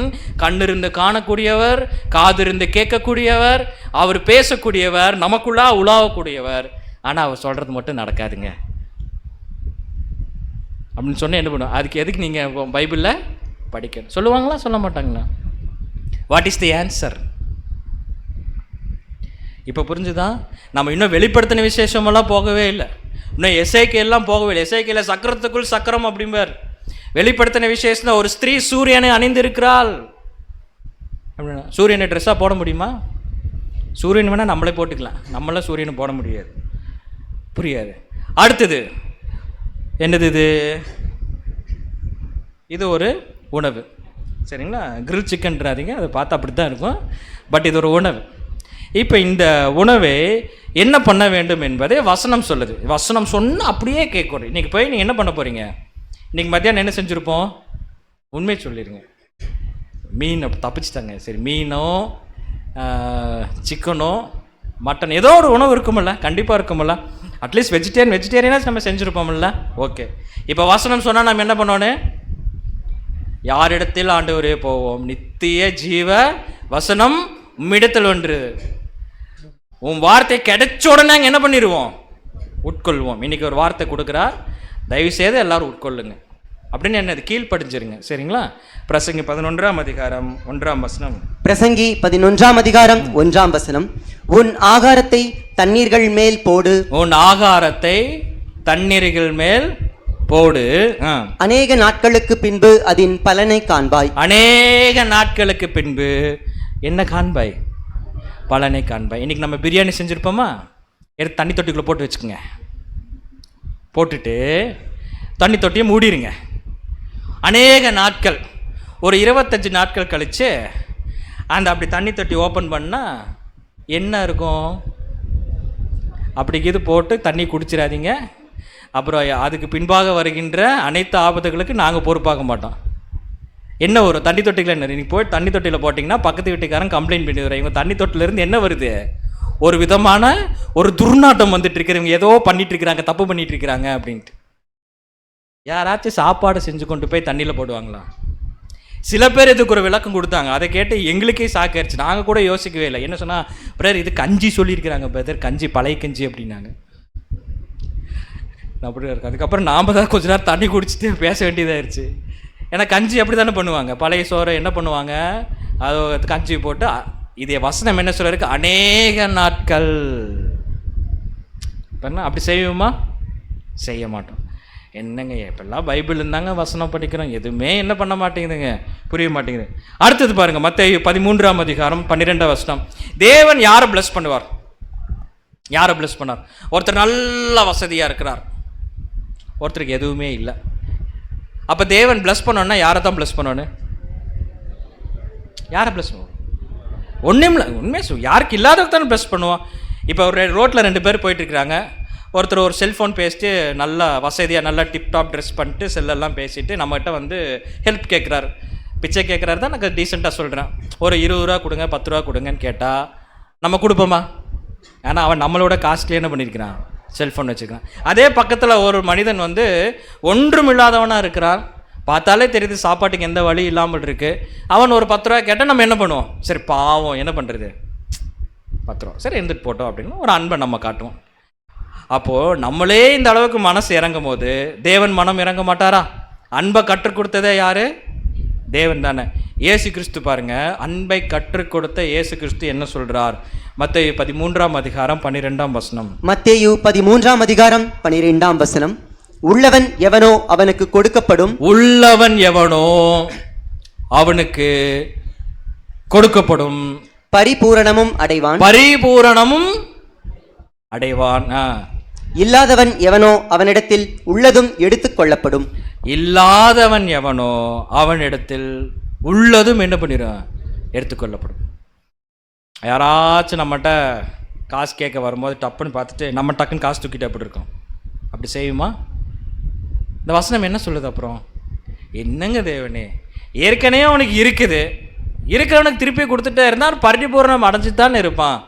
இல்லாதவனுக்கு தான் நீங்கள் கொடுக்க வேணும். ஆனால் இல்லாதவனுக்கு என்ன பண்ணுறாராமா, அவங்ககிட்ட இருக்கிறது என்ன பண்ணியிருக்கிறாராமா, எடுத்துக்கிறாராம்.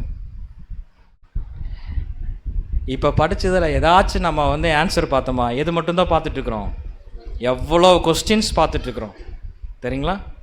அப்போது நான் இது ஒரு சாம்பிள். இந்த மாதிரி ஒவ்வொரு புஸ்தகத்திலும் அநேக கேள்விகள் இருக்குது, அநேக கேள்விகள் இருக்குது. ஆனால் வேத வசனமெல்லாம் நமக்கு எதற்காக கொடுக்கப்பட்டிருக்கு பாருங்க. 2 தீமோத்தேயு 3ஆம் அதிகாரம் வசனம் 16, 17.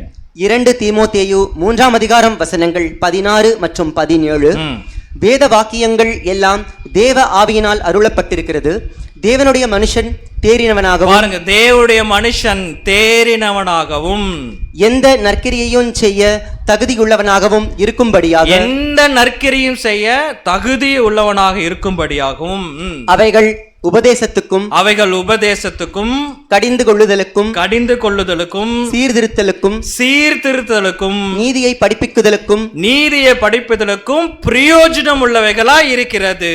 இதுதாங்க பைபிள். ஒருத்தர் ஏன் பைபிள் படிக்க வேண்டும் என்றால் அது நம்மளை உபதேசிக்கும், நம்மளை கடிந்து கொள்ளும். பைபிள் நம்மளை திட்டும், நீ தப்பு செய்யறேன்னு சொல்லி பைபிள் திட்டும். குற்றம் செஞ்சால் பைபிள் நம்மளை சுட்டி காட்டும். நாம் தேவனுக்கு பிரியமாக வாழ்கிற வரைக்கும் அது என்ன பண்ண தெரியுங்களா, பைபிள் நம்மளையே விடாது, நம்மளை சீர்திருத்தும். அப்போ என்னன்னு புரிந்து கொண்டால்தான் தேவன் என்ன சொல்ல வரார் என்பதை நாம் புரிந்து கொள்ள வேண்டும். இந்த பைபிள் நம்ம பார்க்கின்ற பொழுது நம்ம கையில் வச்சிருக்கிறோம் பார்த்தீங்களா. இன்னைக்கு உலகத்தில் அநேக ஜனங்கள், அதிகமான பேர் கையில் இருக்கிறது என்னன்னு பார்த்தீங்கன்னா இந்த பரிசுத்த வேதாகமம் சரிங்களா. அநேக ஜனங்கள் இந்த பரிசுத்த வேதாகமத்தை கையில் வச்சிருக்கிறாங்க, எல்லாரும் வச்சிருக்கிறாங்க. ஆனால் என்ன பிரச்சனைனா அதில் இருக்கிறதை சரியாக புரிந்து கொள்ள முடியவில்லை. நிறைய பேர்த்தோட பைபிளில் பார்த்தீங்கன்னு வச்சுங்களேன் எப்படி இருக்குன்னா, சில இடம் மட்டும், இப்போ பைபிள் இருக்குன்னு வச்சுங்க, பைபிள் இல்லை ஏதாவது சொல்லி, இப்போ மொபைல் வச்சுக்க, பைபிளில் பார்த்தீங்கன்னா சில இடம் கருப்பாக இருக்கும், சில இடம் வெள்ளையாக இருக்கும். கருப்பாக இருந்தால் என்ன அர்த்தம் தெரியுங்களா? ஆமாம், சங்கீத புஸ்தகமெல்லாம் கருப்பாக இருக்கும், பார்த்துருக்கீங்களா? வெளிப்படுத்தின விசேஷம் என்ன இருக்கும், ஒயிட்டாக இருக்கும், அது பேப்பரும் கூட ஒட்டிகிட்டு இருக்கும். படிக்க மாட்டோம், என்ன தெரியாது, திடீர்னு குதிரை வந்துருச்சு அப்படிம்பாங்க, வலு சர்ப்பம் வந்துருச்சு, தவளை கொப்பான ஆவி வந்துருச்சு, அந்த மிருகம் இந்த மிருகத்தோட சண்டை கட்டுச்சு, 7ஆம் முத்திரை உடைக்கப்பட்டுச்சு, 7ஆம் தூதன் வந்தார். பிலதெல்பியா சபைக்கு சொல்வது அனலுமின்றி குளிருமின்றி ஒன்றும் புரியாது. ஆனால் எல்லாத்து கையிலும் என்ன இருக்குதுங்க? பைபிள் இருக்கு, சரிங்களா? அதே மாதிரி உலகத்தில் அநேக ஜனங்கள் யூஸ் பண்ணுறது இந்த பைபிள் தான். அதே மாதிரி உலகத்தில் அதிகமான பேர் தவறாக புரிந்து கொள்ளப்பட்ட புத்தகமும் இந்த பைபிள் தான். நிறைய பேர் பைபிள் வச்சிருக்கிறாங்க, அதை நிறைய பேர் தப்பாக புரிஞ்சு கொண்டதும் பைபிள் தான், சரிங்களா? ஒரு பைபிள் மட்டும் பார்த்தீங்கன்னா தோராயமாக ஒரு வருஷத்துக்கு 100 கோடி பைபிள் என்ன ஆகுது பார்த்தீங்கன்னா இந்த பூமியில் விற்பனை ஆகிறது. 100 கோடி, கிட்டத்தட்ட 518 மொழிகள் என்ன இருக்குன்னு பார்த்தீங்கன்னா டிரான்ஸ்லேட் பண்ணியிருக்கிறாங்க, மொழிபெயர்க்கப்பட்டுள்ளது 518 மொழியில். இதுவரையுமே பார்த்தீங்கன்னா எத்தனை பைபிள் சேல்ஸ் ஆகிருக்கும் அப்படிங்கிறது கணக்கே இல்லை, கவுண்ட்லெஸ். அவ்வளோ பைபிள் சேல்ஸ் ஆகுது. ஆனால் நிறைய பேர்த்துக்கு அது புரியறதில்ல. அச்சு இயந்திரம் கண்டுபிடிக்கப்பட்டு அது முதலும் சரி அதிகமாக சரி பிரிண்ட் அடித்தது எதுன்னு பார்த்தீங்கன்னா இந்த பைபிள் முழுமையாக எழுதி முடிக்கிறதுக்கு எடுத்துக்கொண்ட வருடங்கள் பார்த்தீங்கன்னா 1700 வருஷம், 1700 இயர்ஸ் சேர்ந்து தான் நான் இந்த 66 புஸ்தகம் நம்ம வச்சிருக்கிறோம். சாதாரண விஷயமே கிடையாது, தெரியுங்களா? அதே மாதிரி பார்த்தீங்கன்னா பழைய ஏற்பாட்டு மட்டும் எழுதுறதுக்கு எடுத்துக்கொண்ட காலங்கள் பார்த்தீங்கன்னா 1600 வருஷம். பழைய ஏற்பாட்டு மட்டும் 1600 வருஷம். புதிய ஏற்பாட்டு எத்தனை வருஷம்னு பார்த்தீங்கன்னா 100 வருடங்கள். மொத்த பைபிள் எழுதினவர் எத்தனை பேருன்னு பார்த்தீங்கன்னா 40 பேர். யோசிச்சு பாருங்க, 1700 வருஷம் ஒருத்தங்க பைபிள் எழுதுறாங்கன்னா யூதால இருக்கிறவர் ஆதியாகமத்தில் ரெஃபர் பண்ணுவார், சரிங்களா? நம்ம தாத்தாவோட பேர் கேட்டால் நம்ம என்ன பண்ணுவோம்? உண்மை சொல்லுவோம். நம்ம தாத்தா பேர் என்னன்னு கேட்டால் என்ன சொல்லுவோம்? தெரியாது. வெரி குட், தெரியாது என்பது சரியான விடை. தெரியாது. ஒரு 150 வருஷத்துக்கு முன்னாடி ஜென்ரேஷன் நமக்கு தெரியுமா? சரிங்களா?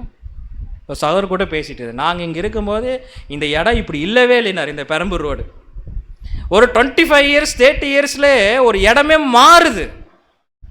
ஆனால் பைபிள் எப்படிங்க 1700 வருஷம். அப்போ எழுதினவர்கள்லாம் ஸ்காலர்ஸா, பயங்கரமான ஸ்காலர்ஸா, அறிவாளிகளா, மேதைகளா, ஃபிலாசபர்ஸா அப்படின்னு கேட்டால் இல்லை. இதில் லூக்கா யாருன்னு பார்த்தீங்கன்னா அவர் மருத்துவர், ஏதோ கொஞ்சம் படிச்சிருக்கிறார். மத்தேயு வரி வசூலிப்பர். தாவீது ஆக்சுவலாக அவர் யார் தெரியுங்களா? இன்னைக்கு தாவீதிட்ட போய் கேட்டிங்கன்னா அவர் கிங்குன்னு சொல்ல மாட்டார். என்ன சொல்லுவார் தெரியுங்களா? நான் மந்தை மேய்ப்பர். அந்த ஹம்பிள்னஸ்னால தான், அந்த தாழ்மையினால தான் தேவன் என்ன சொன்னார் தெரியுங்களா? என் இருதயத்துக்கு ஏற்ற மனிதன். சாலமோன் யாரு? ஒரு ராஜா. ஆமோஸ் என்னது? அத்திப்பழம் வியாபாரி. அத்திப்பழம் வியாபாரம்னா இன்னைக்கு அத்திப்பழம் காஸ்ட்லி, அன்னைக்கு அத்திப்பழமெல்லாம் என்னது இல்லைங்க, காஸ்ட்லி கிடையாது. அது ரொம்ப ஒரு ஏழ்மையான ஒரு வேலை. அப்புறம் மோசே பார்த்தீங்கன்னா சகல சாஸ்திரமும் கற்றவர். பேதுரு யாருன்னு பார்த்தீங்கன்னா மீன் பிடிப்பர். ஒவ்வொருத்தரும் ஒவ்வொரு தொழில் பார்த்துருக்கீங்களா? ஒருத்தர் ராஜா, ஒருத்தர் மேய்ப்பர், ஒருத்தர் அத்திப்பழம் வியாபாரி, ஒருத்தர் வரி வசூலிப்பவர், ஒருத்தர் மருத்துவர், ஒருத்தர் சகல சாஸ்திரம் கற்றவர், ஒருத்தர் மீன் பிடிக்கிறவர், ஃபிஷர்மேன். ஒவ்வொருத்தரும் ஒவ்வொரு தொழில், ஆனால் எல்லாருமே பைபிள் எழுதியிருக்கிறாங்க. அதான் ரொம்ப ஆச்சரியம். யோவான் 5ஆம் அதிகாரம் 39ஆம் வசனம். யோவான் 5ஆம் அதிகாரம் 39ஆம் வசனம். வேத வாக்கியங்களை ஆராய்ந்து பாருங்கள். பைபிள் என்ன சொல்லுதுன்னா ஒவ்வொருத்தரும் ஒவ்வொரு மாதிரி எழுதியிருக்கிறாங்க. ஆனா எழுதுனது என்னன்னு பாத்தீங்கன்னா தேவனுடைய ஆவி, பரிசுத்தார். இப்ப இந்த பைபிளை எப்படி புரிந்து கொள்ள வேண்டும் என்பதை இயேசு கிறிஸ்து சொல்றார். இப்போ நிறைய கேள்வி எல்லாம் கேட்டோமே, நமக்கு ஆன்சர் பண்ண முடியல. ஏன் ஆன்சர் பண்ண முடியல தெரியுங்களா? பைபிளை இதுவரைக்கும் நம்ம என்ன பண்ணல? ஆராய்ச்சி பண்ணல. படிச்சிருக்கிறோம், என்ன பண்ணல? ஆராய்ச்சி பண்ணல. இயேசு கிறிஸ்து என்ன சொல்றார் பாருங்க, வாசிங்க சகோதரர் மீண்டுமாக. யோவான் 5ஆம் அதிகாரம் 39ஆம் வசனம். வேத வாக்கியங்களை ஆராய்ந்து பாருங்கள். வேத வாக்கியங்களை படித்து பாருங்கள் சொல்லல, வேத வாக்கியங்களை ஆராய்ந்து பாருங்கள். அவைகளால் உங்களுக்கு நித்திய ஜீவன் உண்டென்று எண்ணுகிறீர்களே. நீங்க ஆராய்ந்து பார்த்தாதான் உங்களுக்கு நித்திய ஜீவனே கிடைக்கும். என்னை குறித்து சாட்சி கொடுக்கிறவைகளும் அவைகளே. என்னை குறித்து சாட்சி கொடுக்கலும் அவைகள். அப்போ பைபிளை நம்ம என்ன பண்ணணும்? ஆராய்ந்து பார்க்கணும். சூப்பர். ஆராய்ந்து பார்ப்பதை ஒரு ஆங்கிலத்தில் சொன்னா எப்படி சொல்லலாம்? Very good, super. என்னது? என்ன பண்ணலாம்? ரிசர்ச். ஆராய்ந்து பார்ப்பதை நம்ம என்ன பண்ணால் ரிசர்ச் பண்ண வேண்டும். லேப்லாம் நல்லா போட்டு ரிசர்ச் பண்ணுவோம், பார்த்துருக்கீங்களா? உண்மையிலே எனக்கு தெரியாது. ஒரு பச்சை கலர் எடுத்து ஒரு மஞ்சள் கலர் எடுத்து என்ன பண்ணுவாங்க, ஊற்றுனா புகை அப்படின்னு வரும், கண்டுபிடிச்சிட்டேன் அப்படிம்பாங்க. என்ன கண்டுபிடிச்சேன்னு தெரியாது, எனக்கு தெரியாது, கெமிஸ்ட்ரி தெரியாது.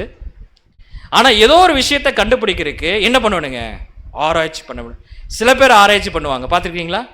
ஆராய்ச்சி பண்ணுற வரைக்கும் ஷேவ் பண்ண மாட்டாங்க, முடி வெட்ட மாட்டாங்க, சரிங்களா? அப்படியே தாடி பார்த்தீங்கன்னா கீழே வரைக்கும் தொங்கும். அப்புறம் என்ன பண்ண, நான் கண்டுபிடிச்சிட்டேன், ஐ ஃபவுண்ட் இட் அப்படின்னு சொல்கிறார். ஆண்டவராக இயேசு கிறிஸ்து நம்மகிட்ட என்ன சொல்கிறார் தெரியுங்களா? நீங்களும் பைபிளை படிக்காதீங்க, எல்லாரும் தான் படிப்பாங்க. படித்தா உங்களுக்கு புரியாது, ஏன்னா நிறைய கேள்விகள் இருக்கும். அப்போ இந்த கேள்விகளுக்கு விட வேணும்னா பைபிள் என்ன பண்ணுங்க? ஆராய்ச்சி பண்ணுங்க. எப்படி சொல்லிக்கிறார் பாருங்க. அப்போ இந்த பைபிள் எப்படி ஆராய்ச்சி பண்ண சொன்னா ரிசர்ச். இந்த ரிசர்ச்சுங்கிற வார்த்தையை நம்ம ரெண்டாக பிரித்தால் எப்படி படிக்கலாம்னா re plus search equal to research. அப்படின்னா அந்த கேள்விக்குரிய விடையை தெரிந்து கொள்வதற்கு ரிசர்ச் பண்ணிக்கிட்டே இருக்கணும். எது வரைக்கும்? ஆன்சர் கண்டுபிடிக்கிற வரைக்கும். அது எப்படி இருக்கும்? இப்போ பாருங்க, இது பாருங்க, ஒரு எக்ஸாம்பிளுக்காக, இது மொபைல் ஃபோன், கரெக்டுங்களா? Mobile phone. இந்த மொபைல் ஃபோனை கண்டுபிடிங்கள். இல்லை, இந்த மொபைல் ஃபோனை கண்டுபிடிங்கன்னா நம்ம என்ன சொல்லுவோம்? அதான் அங்கே இருக்குது இல்லை, உங்கள் கையில் இருக்குது இல்லை, அப்புறம் எங்கே போய் கண்டுபிடிக்கிற கேட்பீங்கல்ல? ஓகே, இப்போ என்ன சொல்கிறோன்னா, இப்போ நான் மறைச்சிட்டேன், மொபைல் ஃபோனை கண்டுபிடிங்கள் அப்படின்னே நீங்கள் என்ன பண்ணுவீங்க? முதல்ல வந்து எங்கிட்ட தேடுவீங்களா? மேல் பாக்கெட்டில் இருக்கிறா, கீழ் பாக்கெட்டில் இருக்கிறா, இல்லை பேக்கில் இருக்கா, சர்ச் பண்ணுவீங்களா? மொபைல் ஃபோன் இருக்குது, மொபைல் ஃபோன் இருக்குது, ஆனால் அது பார்த்தா தெரியாது. என்ன பண்ணுவோன்னு? தேடுனா. அதுதான் ரிசர்ச். நம்ம வந்து ரிசர்ச் பண்ணிக்கிட்டே இருந்தால் கண்டிப்பாக என்ன பண்ணிடலாம்? கண்டுபிடிச்சிடலாம். கண்டுபிடிச்சா நித்திய ஜீவன் என்னன்னு நம்ம தெரிஞ்சுக்கலாம். நித்திய ஜீவன் தெரிஞ்சிருச்சுன்னா ஆண்டவராக இயேசு கிறிஸ்து சாட்சி கொடுக்கறதே அதுதான். எப்படி இருக்குன்னு பாருங்க. அதனால தான் வசனத்துக்கு அவ்வளோ இம்பார்ட்டன்ஸ். உம்முடைய வசனமே சத்தியம். அப்போ பைபிள் அப்படிதான் பிரதர் இருக்கா? அப்படிதான் ரிசர்ச் பண்ணி படிக்க வேணுமா அப்படின்னு கேட்டா அப்படித்தான் படிக்க வேண்டும். பாருங்க, ஏசாயா 34 அதிகாரம் 16 ஏசாயா 34 அதிகாரம் 16 கர்த்தருடைய புஸ்தகத்திலே தேடி வாசியுங்கள். பாருங்க, கர்த்தருடைய புஸ்தகத்தில் என்ன பண்ணணும்? தேடி தேடி தேடி வாசிக்க வேண்டும். தேடின உடனே கிடைக்குமா? தேடி தேடி வாசிக்க வேண்டும். கர்த்தருடைய புஸ்தகத்திலே தேடி வாசியுங்கள். இவைகளில் ஒன்றும் குறையாது. இவைகளில் ஒன்றும் குறையாது. இப்ப நம்ம நிறைய கேள்விகள் கேட்டோம், ஆன்சர் பண்ணல. ஏன் ஆன்சர் பண்ண முடியலன்னா இப்ப வரைக்கும் நம்ம என்ன பண்ணல? ரிசர்ச் பண்ணல, ஆராய்ச்சி பண்ணல. பைபிள் சொல்லுது, நீங்க கர்த்தருடைய புஸ்தகத்திலே தேடி வாசியுங்கள், இவைகளில் ஒன்றும் குறையாது. எல்லாத்துக்குமே ஆன்சர் இருக்கு. இவைகள் ஒன்றும் குறையாது. இவைகளில் ஒன்றும் ஜோடி இல்லாதிராது. இவைகளில் ஒன்றும் ஜோடி இல்லாதிராது. அப்போ ஒவ்வொரு வசனத்துக்கும் ஒரு ஜோடி இருக்கு, கரெக்டுங்களா? ஒவ்வொரு கேள்விக்கும் ஒரு ஜோடி இருக்கு. அந்த கேள்வியோட விடைதான் அதோட ஜோடி. வாசிங்க. அவருடைய வாய் இதை சொல்லிற்று, அவருடைய ஆவி அவைகளை சேர்க்கும். அவருடைய வாய் இதை சொல்லிற்று, அவருடைய ஆவி அவைகளை சேர்க்கும். அப்போ ஒரு கேள்வி பைபிள்ல இருந்துச்சுன்னா விடை எங்க தான் இருக்கும்? நல்லா புரிஞ்சுங்க. ஒரு கேள்வி பைபிள்ல இருந்துச்சுன்னா விடை எங்க இருக்கும்? பைபிள்ல தான் இருக்கும். சூப்பர். அப்ப கேள்வி வந்துருச்சுன்னா பைபிள்ல ரிசர்ச் பண்ண வேண்டும். எதற்கு? அதை விடை கண்டுபிடிப்பதற்காக. ஒரு கேள்வி கேட்டோம்ல, சாத்தான் என்ன சொன்னா? நீங்க புசிக்கும் நாள்ல சாகவே சாவதில்லைன்னு சொன்னாரா? சாத்தான் சொன்னான்ல. ஆனா தேவன் என்ன சொன்னார்? நீ புசிக்கும் நாள்ல சாகவே சாவேன்னு சொன்னார். ஒரு கேள்வி வந்துருச்சா? அப்ப இதுக்கு விடைக்கு எங்க போய் தேட வேணும்? பைபிள்ல தான் தேட வேணும். சூப்பர். அதனாலதான் வசனம் சொல்லுது, கர்த்தருடைய புஸ்தகத்தில் தேடிய வாசியுங்கள், இவர்கள் ஒன்றும் குறையாது. குறையுள்ள புக்கெல்லாம் தேவன் நம்ம கையில் கொடுக்கலைங்க, நிறைவான புஸ்தகத்தை கொடுத்துருக்கிறார்.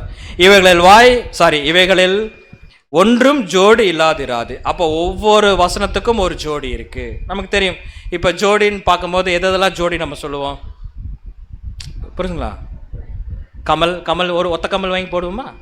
இப்போ பாதி பசங்க அப்படி தான் சுற்றிட்டு இருக்கிறாங்க. அது கமல் கிடையாது, ஃபேஷன். கமல் எப்படி வாங்குவோம்? கமல் என்றால் ஒரு ஜோடி, கரெக்டுங்களா? கமலுக்கு ஒரு ஜோடி இருக்கும். ஒரு காலை சாக்ஸ் போட்டு ஒரு காலை சாக்ஸ் போடாமல் இருக்குமா? அப்போ அது ஒரு பேர், புரிஞ்சுங்களா? அப்போ ஒரு காலுக்கு செப்பல் போட்டு ஒரு கால் ஷூ போடுமா? செப்பலும் வேணும் ஷூவும் வேணும்னு சொல்லிட்டு போட்டால் எப்படி இருக்கும்? நல்லா இருக்காது. அப்போ அதுக்குன்னு ஒரு ஜோடி இருக்கும். அப்போ அந்த ஜோடி நம்ம போடுகின்ற பொழுது தான் அது பார்க்கறக்கு அழகாக இருக்கும். அப்போ பைபிளில் ஒரு கொஸ்டின் வந்துருச்சுன்னா ஆன்சர் எங்கே தான் இருக்குன்னு பார்த்தீங்கன்னா பைபிளில் தான் இருக்கும். பாருங்கள், பைபிள் வசனங்கள் எப்படி இருக்குதாமா? ஏசாயா 28ஆம் அதிகாரம் 10ஆம் வசனம்.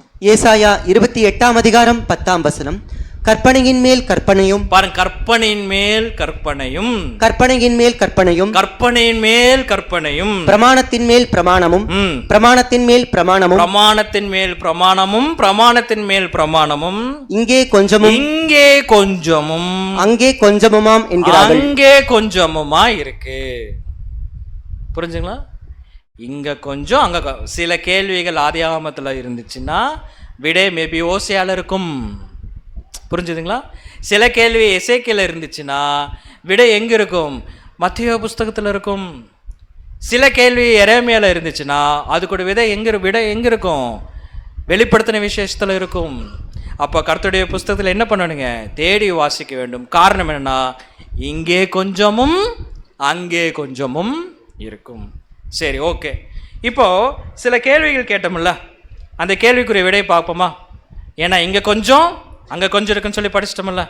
முதல் கேள்வி எந்த கேள்வி எடுக்கலாம்? சாத்தான் சொன்னதான் நடந்த மாதிரி இருந்துச்சுல்ல, முதல்ல அதை என்ன பண்ணுவோம்? சாத்தானே உடைப்போம். சரிங்களா? பாருங்க, ஆதியாகமம் 2ஆம் அதிகாரம் 17ஆம் வசனம் வாசிப்போம். ஆதியாகமம் 2ஆம் அதிகாரம் 17ஆம் வசனம். ஆனாலும் நன்மை தீமை அறியத்தக்க விருட்சத்தின் கனியை புசிக்க வேண்டாம், அதை நீ புசிக்கும் நாளில் சாகவே சாவாய் என்று கட்டளையிட்டார். தேவன் கட்டளை இடுகிறார். என்னன்னா, நீ புசிக்கும் நாளிலே சாகவே சாவாய் கட்டளையிட்டார். ஆதாம் எத்தனை வருஷம் உயிரோட வாழ்ந்தார்? 930 வருஷம். என்ன ஆண்டவரே, புசிக்கும் நாளே சாகவே சாவேன்னு சொல்லிட்டு 930 வருஷம் என்ன பண்ணியிருக்கிறீங்க? வாழ வச்சிருக்கிறீங்களே. அப்போ நீங்கள் சொன்னது நடக்கலையா? அப்படிங்கும்போது தேவன் சொல்கிறார், இப்போ ஏற்கனவே சொன்ன கர்த்தருடைய புஸ்தகத்தில் என்ன பண்ணுங்க? தேடி வாசிங்க, ரிசர்ச் பண்ணுங்க. ஏன்னா அது கற்பனையின் மேல் கற்பனையும் பிரமாணத்தின் மேல் பிரமாணமும் இங்கே கொஞ்சமும் அங்கே கொஞ்சமும் இருக்கும். அப்போ இதோட இப்போ கேள்வி ஆதியாகமம் புஸ்தகத்தில் வந்துருச்சா? இப்போ நம்ம என்ன கண்டுபிடிக்கணும்?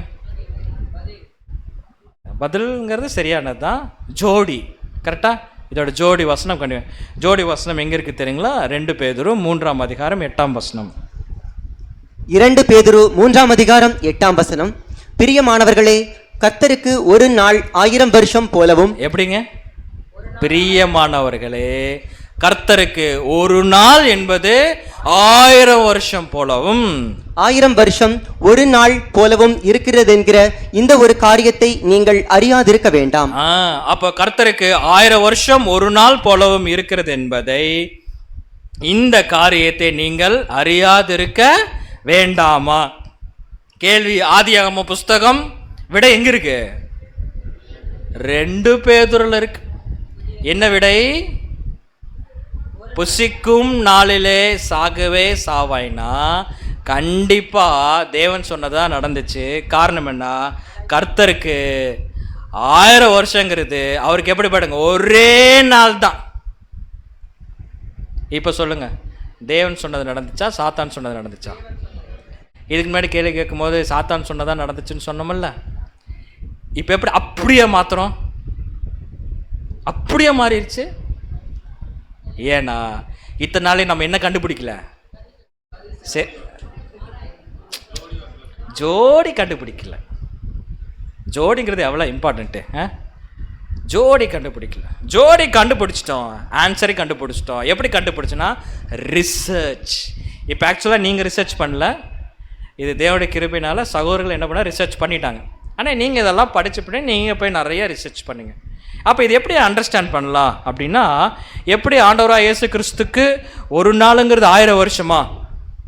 ஒரு கேள்வி வருமல்ல, ஒரு நாளுங்கிறது 1000 வருஷமா? அப்போது ஆண்டவராக இயேசு கிறிஸ்துக்கு ஒரு நாள்னா 1000 வருஷம் இல்லை, 1000 வருஷம் தான் இயேசு கிறிஸ்துக்கு என்னவா இருக்குங்க? ஒரே நாளாக இருக்கு. மனுஷனுக்கு 1000 வருஷம்னா 1000 வருஷம்தான், மாற்றுக்கிறதே கிடையாது. மனுஷனுக்கு 1000 வருஷம்னா 1000 வருஷம். இது எப்படி அண்டர்ஸ்டாண்ட் பண்ணலாம் அப்படின்னு பார்த்தீங்கன்னா, ஒரு எக்ஸாம்பிள். இது ஒரு 10 ஃபீட் இருக்கிற ஒரு ரூம் எடுத்துக்கங்களேன். ஒரு 10 அடி இங்கேருந்து இது வரைக்கும், 10 அடிக்கு மேலேயே இருக்கும். ஒரு 16 அடி இருக்குன்னு வச்சுக்கங்களேன். இப்போ இதில் பார்க்கும்போது ஒரு 10 அடி இருக்குது. இதில் ஒரு எறும்பை ஒரு கார்னரில் வச்சுட்டு இன்னொரு கார்னருக்கு அந்த எறும்பை வந்து ட்ராவல் பண்ண வச்சோம்னா இந்த எறும்பு எவ்வளோ நேரத்தில் போய் சேரும்?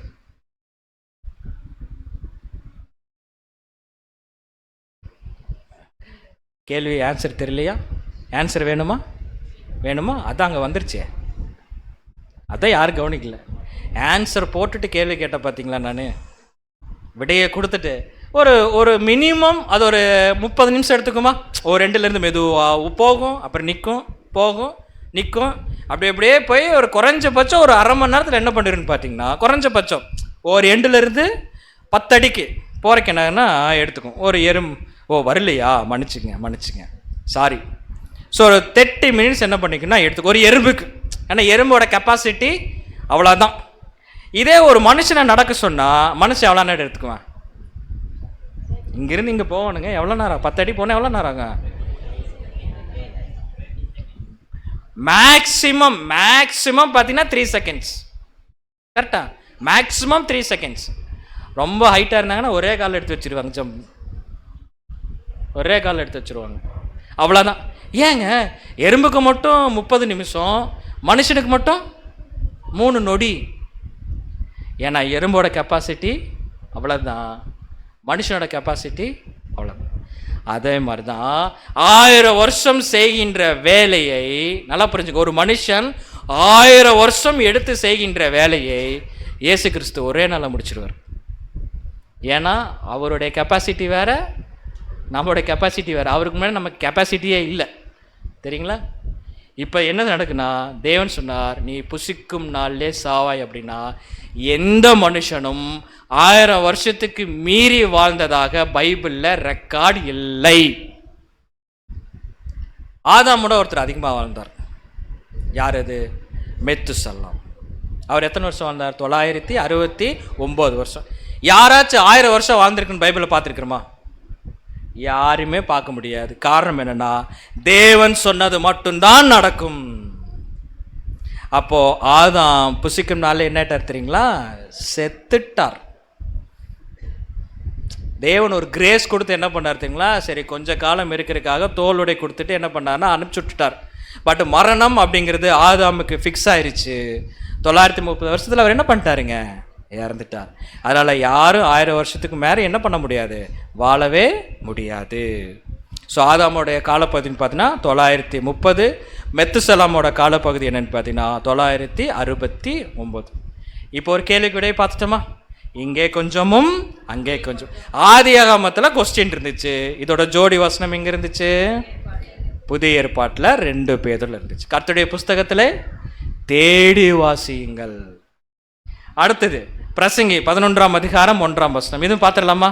உன் ஆகாரத்தை எடுத்து எங்கே போட சொல்லிக்கிறார் தேவன்? தண்ணீரில் போடு. ரொம்ப நாள் கழித்து என்ன கிடைக்கும்? பலன் கிடைக்கும். இப்படி கேள்வி கேட்டால் பலன் கிடைக்குமா? பலன் கிடைக்காது. தண்ணி தொட்டிக்குள்ளே போட்டால் என்ன கிடைக்கும்? என்ன கிடைக்கும்? மூக்குன்றாதீங்க, இது மூக்கு தான். மூக்கு எப்போ பார்த்தோம்? ஸ்மெல். அப்போ ஆகாரத்தை எடுத்து தண்ணீரில் போனால் என்ன? இப்போ நம்ம என்ன பண்ணணும்? உடனே புரியலையா? உடனே என்ன பண்ணணும்? கர்த்தருடைய புஸ்தகத்தில் தேடி வாசிக்க வேண்டும். தேடி வாசிச்சா ஆன்சர் என்ன பண்ணிடலாம்? கண்டுபிடிச்சிடலாம். Okay right. இப்போ ஒவ்வொன்றா நம்ம கண்டுபிடிக்கலாம். இதுக்குள்ள ஒரு க்ளூ ஏற்கனவே கொடுத்துருக்கிறேன். ஆகாரம் அப்படிங்கிறது எதை அடையாளப்படுத்தும்? ஸ்டார்டிங்கில் தான் படித்தோம். உன் வார்த்தைகளை கிடைத்த உடனே உட்கொண்டேன். மனுஷன் அப்பத்தினால் ஏதோ போயிடுச்சு. மனுஷன் அப்பத்தினால் மாத்திரமல்ல, தேவனுடைய வாயிலிருந்தும் புறப்படுகிற ஒவ்வொரு வார்த்தையினாலும் பிழைப்பான். அப்போது பைபிள் ஆகாரம் சொல்லியிருக்குன்னா இந்த ஆகாரம் இல்லை, அப்பள பாயாசம் மோர் குழம்பு அது கிடையாது. எந்த ஆகாரம்? அப்போது கண்டுபிடிச்சிட்டோமா? ஆகாரம்ங்கிறது என்னது? வேதாகமம், தேவனுடைய வார்த்தை. ஓகே, இப்போ தேவனுடைய வார்த்தை எடுத்து எங்கே போடணும்? தண்ணீர் மேலே போட்டால் என்ன? பைபிள் தூக்கி தண்ணியில் போட்டுக்குங்க, என்ன ஆகும்? கிழிஞ்சு போயிடும். கரெக்டு தானே? அப்போது ஆகாரம்னா தேவனுடைய வார்த்தை. அப்போ தண்ணீர்னா எதை அடையாளப்படுத்தும்? கண்டிப்பாக தண்ணீருக்கு வந்து வேறொரு அர்த்தம் இருக்கும், ஸ்பிரிச்சுவல் மீனிங் இருக்கும். பாருங்க, வெளிப்படுத்தின விசேஷம் 17ஆம் அதிகாரம் 15ஆம் வசனம். வெளிப்படுத்தல் 17ஆம் அதிகாரம் 15ஆம் வசனம். பின்னும் அவன் என்னை நோக்கி, அந்த வேசி உட்கார்ந்திருக்கிற தண்ணீர்களை கண்டாயே, அவைகள் ஜனங்களும் கூட்டங்களும் ஜாதிகளும் பாஷைக்காரருமாம். பாருங்க, வசனம் கிளியரா சொல்லுது, தண்ணீர்களை கண்டாயே. தண்ணீரை பார்த்தியா? அந்த தண்ணீர் வேற யாருமே கிடையாது, அவைகள் ஜனங்களும் கூட்டங்களும் என்னதுங்க? பாஷைக்காரமாம். இப்போ கூட பெரிய பெரிய இந்த அரசியல் சார்ந்தவர்கள் இந்த மாநாடெல்லாம் போடுறாங்கல்ல, மாநாடு போடும்போது மேலே ஒன்று எழுதி போடுவாங்க. என்ன போடுவாங்க தெரியுங்களா? அலைகடல் என்று என்ன பண்ணுவாங்க? திரண்டு வாரீர் அப்படின்னா மெரினா பீச்சில் இருக்க தண்ணியில் வெளியே உள்ள வந்துடணுமா? அது வந்துச்சுன்னா சுனாமி. அப்போ என்னன்னா அவ்வளோ ஜனங்கள் வரதை எதை அடையாளப்படுத்தும் அப்படின்னா தண்ணீரை அடையாளப்படுத்தும். புரிஞ்சுங்களா? அப்போ தண்ணீர் என்றால் என்ன? ஜனங்கள். இப்போ நீங்களே சொல்லுவீங்க, ஆகாரத்தை எடுத்து எதன் மேலே போட வேண்டும்? ஆகாரத்தை எடுத்து தண்ணீர்கள் போடுனா என்ன அர்த்தம்னா, நீ வசனத்தை எடுத்து ஜனங்கள் மேலே போடு, அது ரொம்ப நாள் கழிச்சு அது என்ன கொடுக்கும்? பலன் கொடுக்கும். போன வாரம் தேவன் ஜிஜி பார்ட்டி ஹாலில் போட்டார். எதை போட்டார்? வசனத்தை போட்டார். அடுத்த வாரத்தில் நீங்கள் வந்திருக்கிறீங்க, பலன் கொடுக்கும். இந்த வசனத்தை நீங்கள் நல்லா உற்றுக்கொண்டால் இன்னும் பலன் கிடைக்கும். அந்த பலன் தான் என்ன தெரியுங்களா?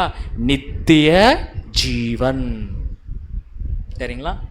இப்போது சில கேள்விகள் பார்த்தோம், அதுக்குண்டான ஆன்சரை என்ன பண்ணிட்டோம்? பார்த்துட்டோம். அப்படி என்றால் பிரதர் இதெல்லாம் எப்படி பிரதர் அண்டர்ஸ்டாண்ட் பண்ணுறது, புரிஞ்சுக்கிறது? இதுக்கு ஏதாச்சும் மெத்தட் இருக்கா பிரதர் அப்படின்னு கேட்டால், பைபிள் படிக்கிறதுக்குன்னே ஒரு 7 மெத்தட் இருக்குங்க. இந்த மெத்தடில் படித்தா ஈஸியாக அண்டர்ஸ்டாண்ட் பண்ணிடலாம். ஃபர்ஸ்ட் ஒன் பார்க்கும்போது டாபிக்கல் ஸ்டடி, ஒரே தலைப்பின் கீழ் படிப்பது. அப்புறம் பேரபிள்ஸ், ஓமைகள். அப்புறம் கான்டெக்ஸ்டுவல் ஸ்டடிம்பாங்க, கருப்பொருளை அறிந்து படிப்பது. சிம்பாலிக்கல் லாங்குவேஜ், அடையாள பாஷை. அதுக்கப்புறம் ப்ராஃபஸி, தீர்க்க தரிசன பாஷை எப்படி படிப்பது. டைப் அண்ட் ஆன்டிடைப், நிழலும் பொருளும். அதே மாதிரி பார்த்தீங்கன்னா டிஸ்பென்ஷனல் ஸ்டடி, காலங்களை மையமாக வைத்து படிப்பது.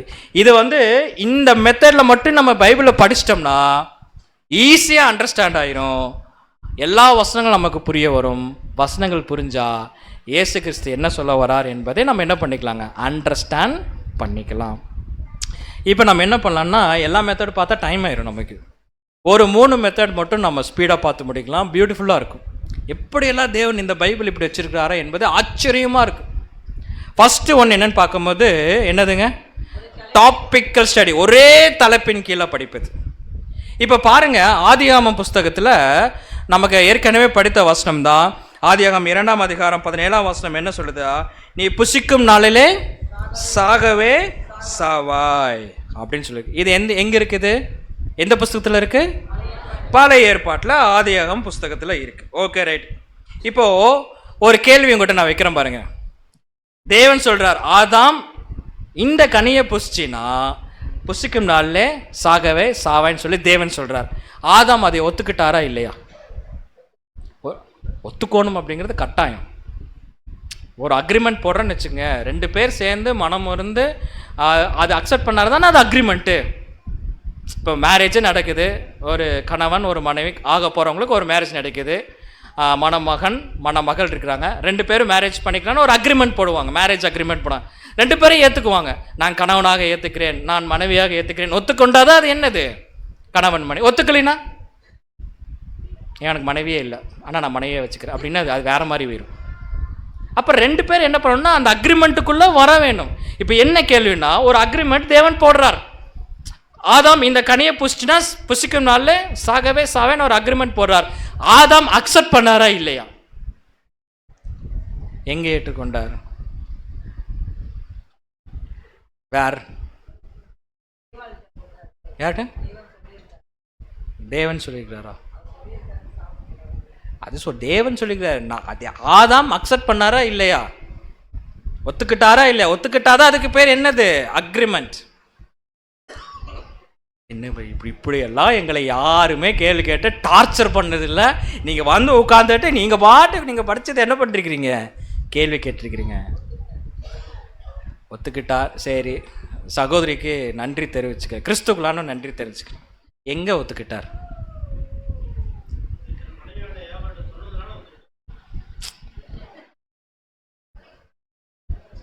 புசிக்கும் நாளிலே சாகவே சாவ சொன்னார், கட்டளையிட்ட அக்ரிமெண்ட் தான். எங்கே ஒத்துக்கிட்டார்? வேர். இப்போ அப்போ நம்ம உடனே என்ன பண்ணோன்னு ஒரு மெத்தட் உங்களுக்கு சொல்லி கொடுத்துருக்குறேன். 3/4 மணி நேரம் அதுதான் ஓடிட்டுருக்கு. என்னது? இதுக்கு ஜோடி வசனம் எங்கேயோ இருக்கு. ஜோடி வசனம் எங்கே இருக்கு? அஜுஜோ இருக்கு, நான் தண்ணி குடிச்சுக்கிறேன். பக்கின்றிஸ் அந்த 2 பேதுரு ஜோடி வசனம் பார்த்தீங்கன்னா எதுக்கு? 1000 வருஷம் படித்த பார்த்தீங்களா? அதுக்கு தான். இது அக்ரிமெண்ட் பண்ணியிருக்கிறாரா இல்லையா அப்படிங்கிறதுக்கு ஜோடி வசனம் இருக்குது. இது நம்ம உண்மையாக சொல்கிறது கஷ்டம்.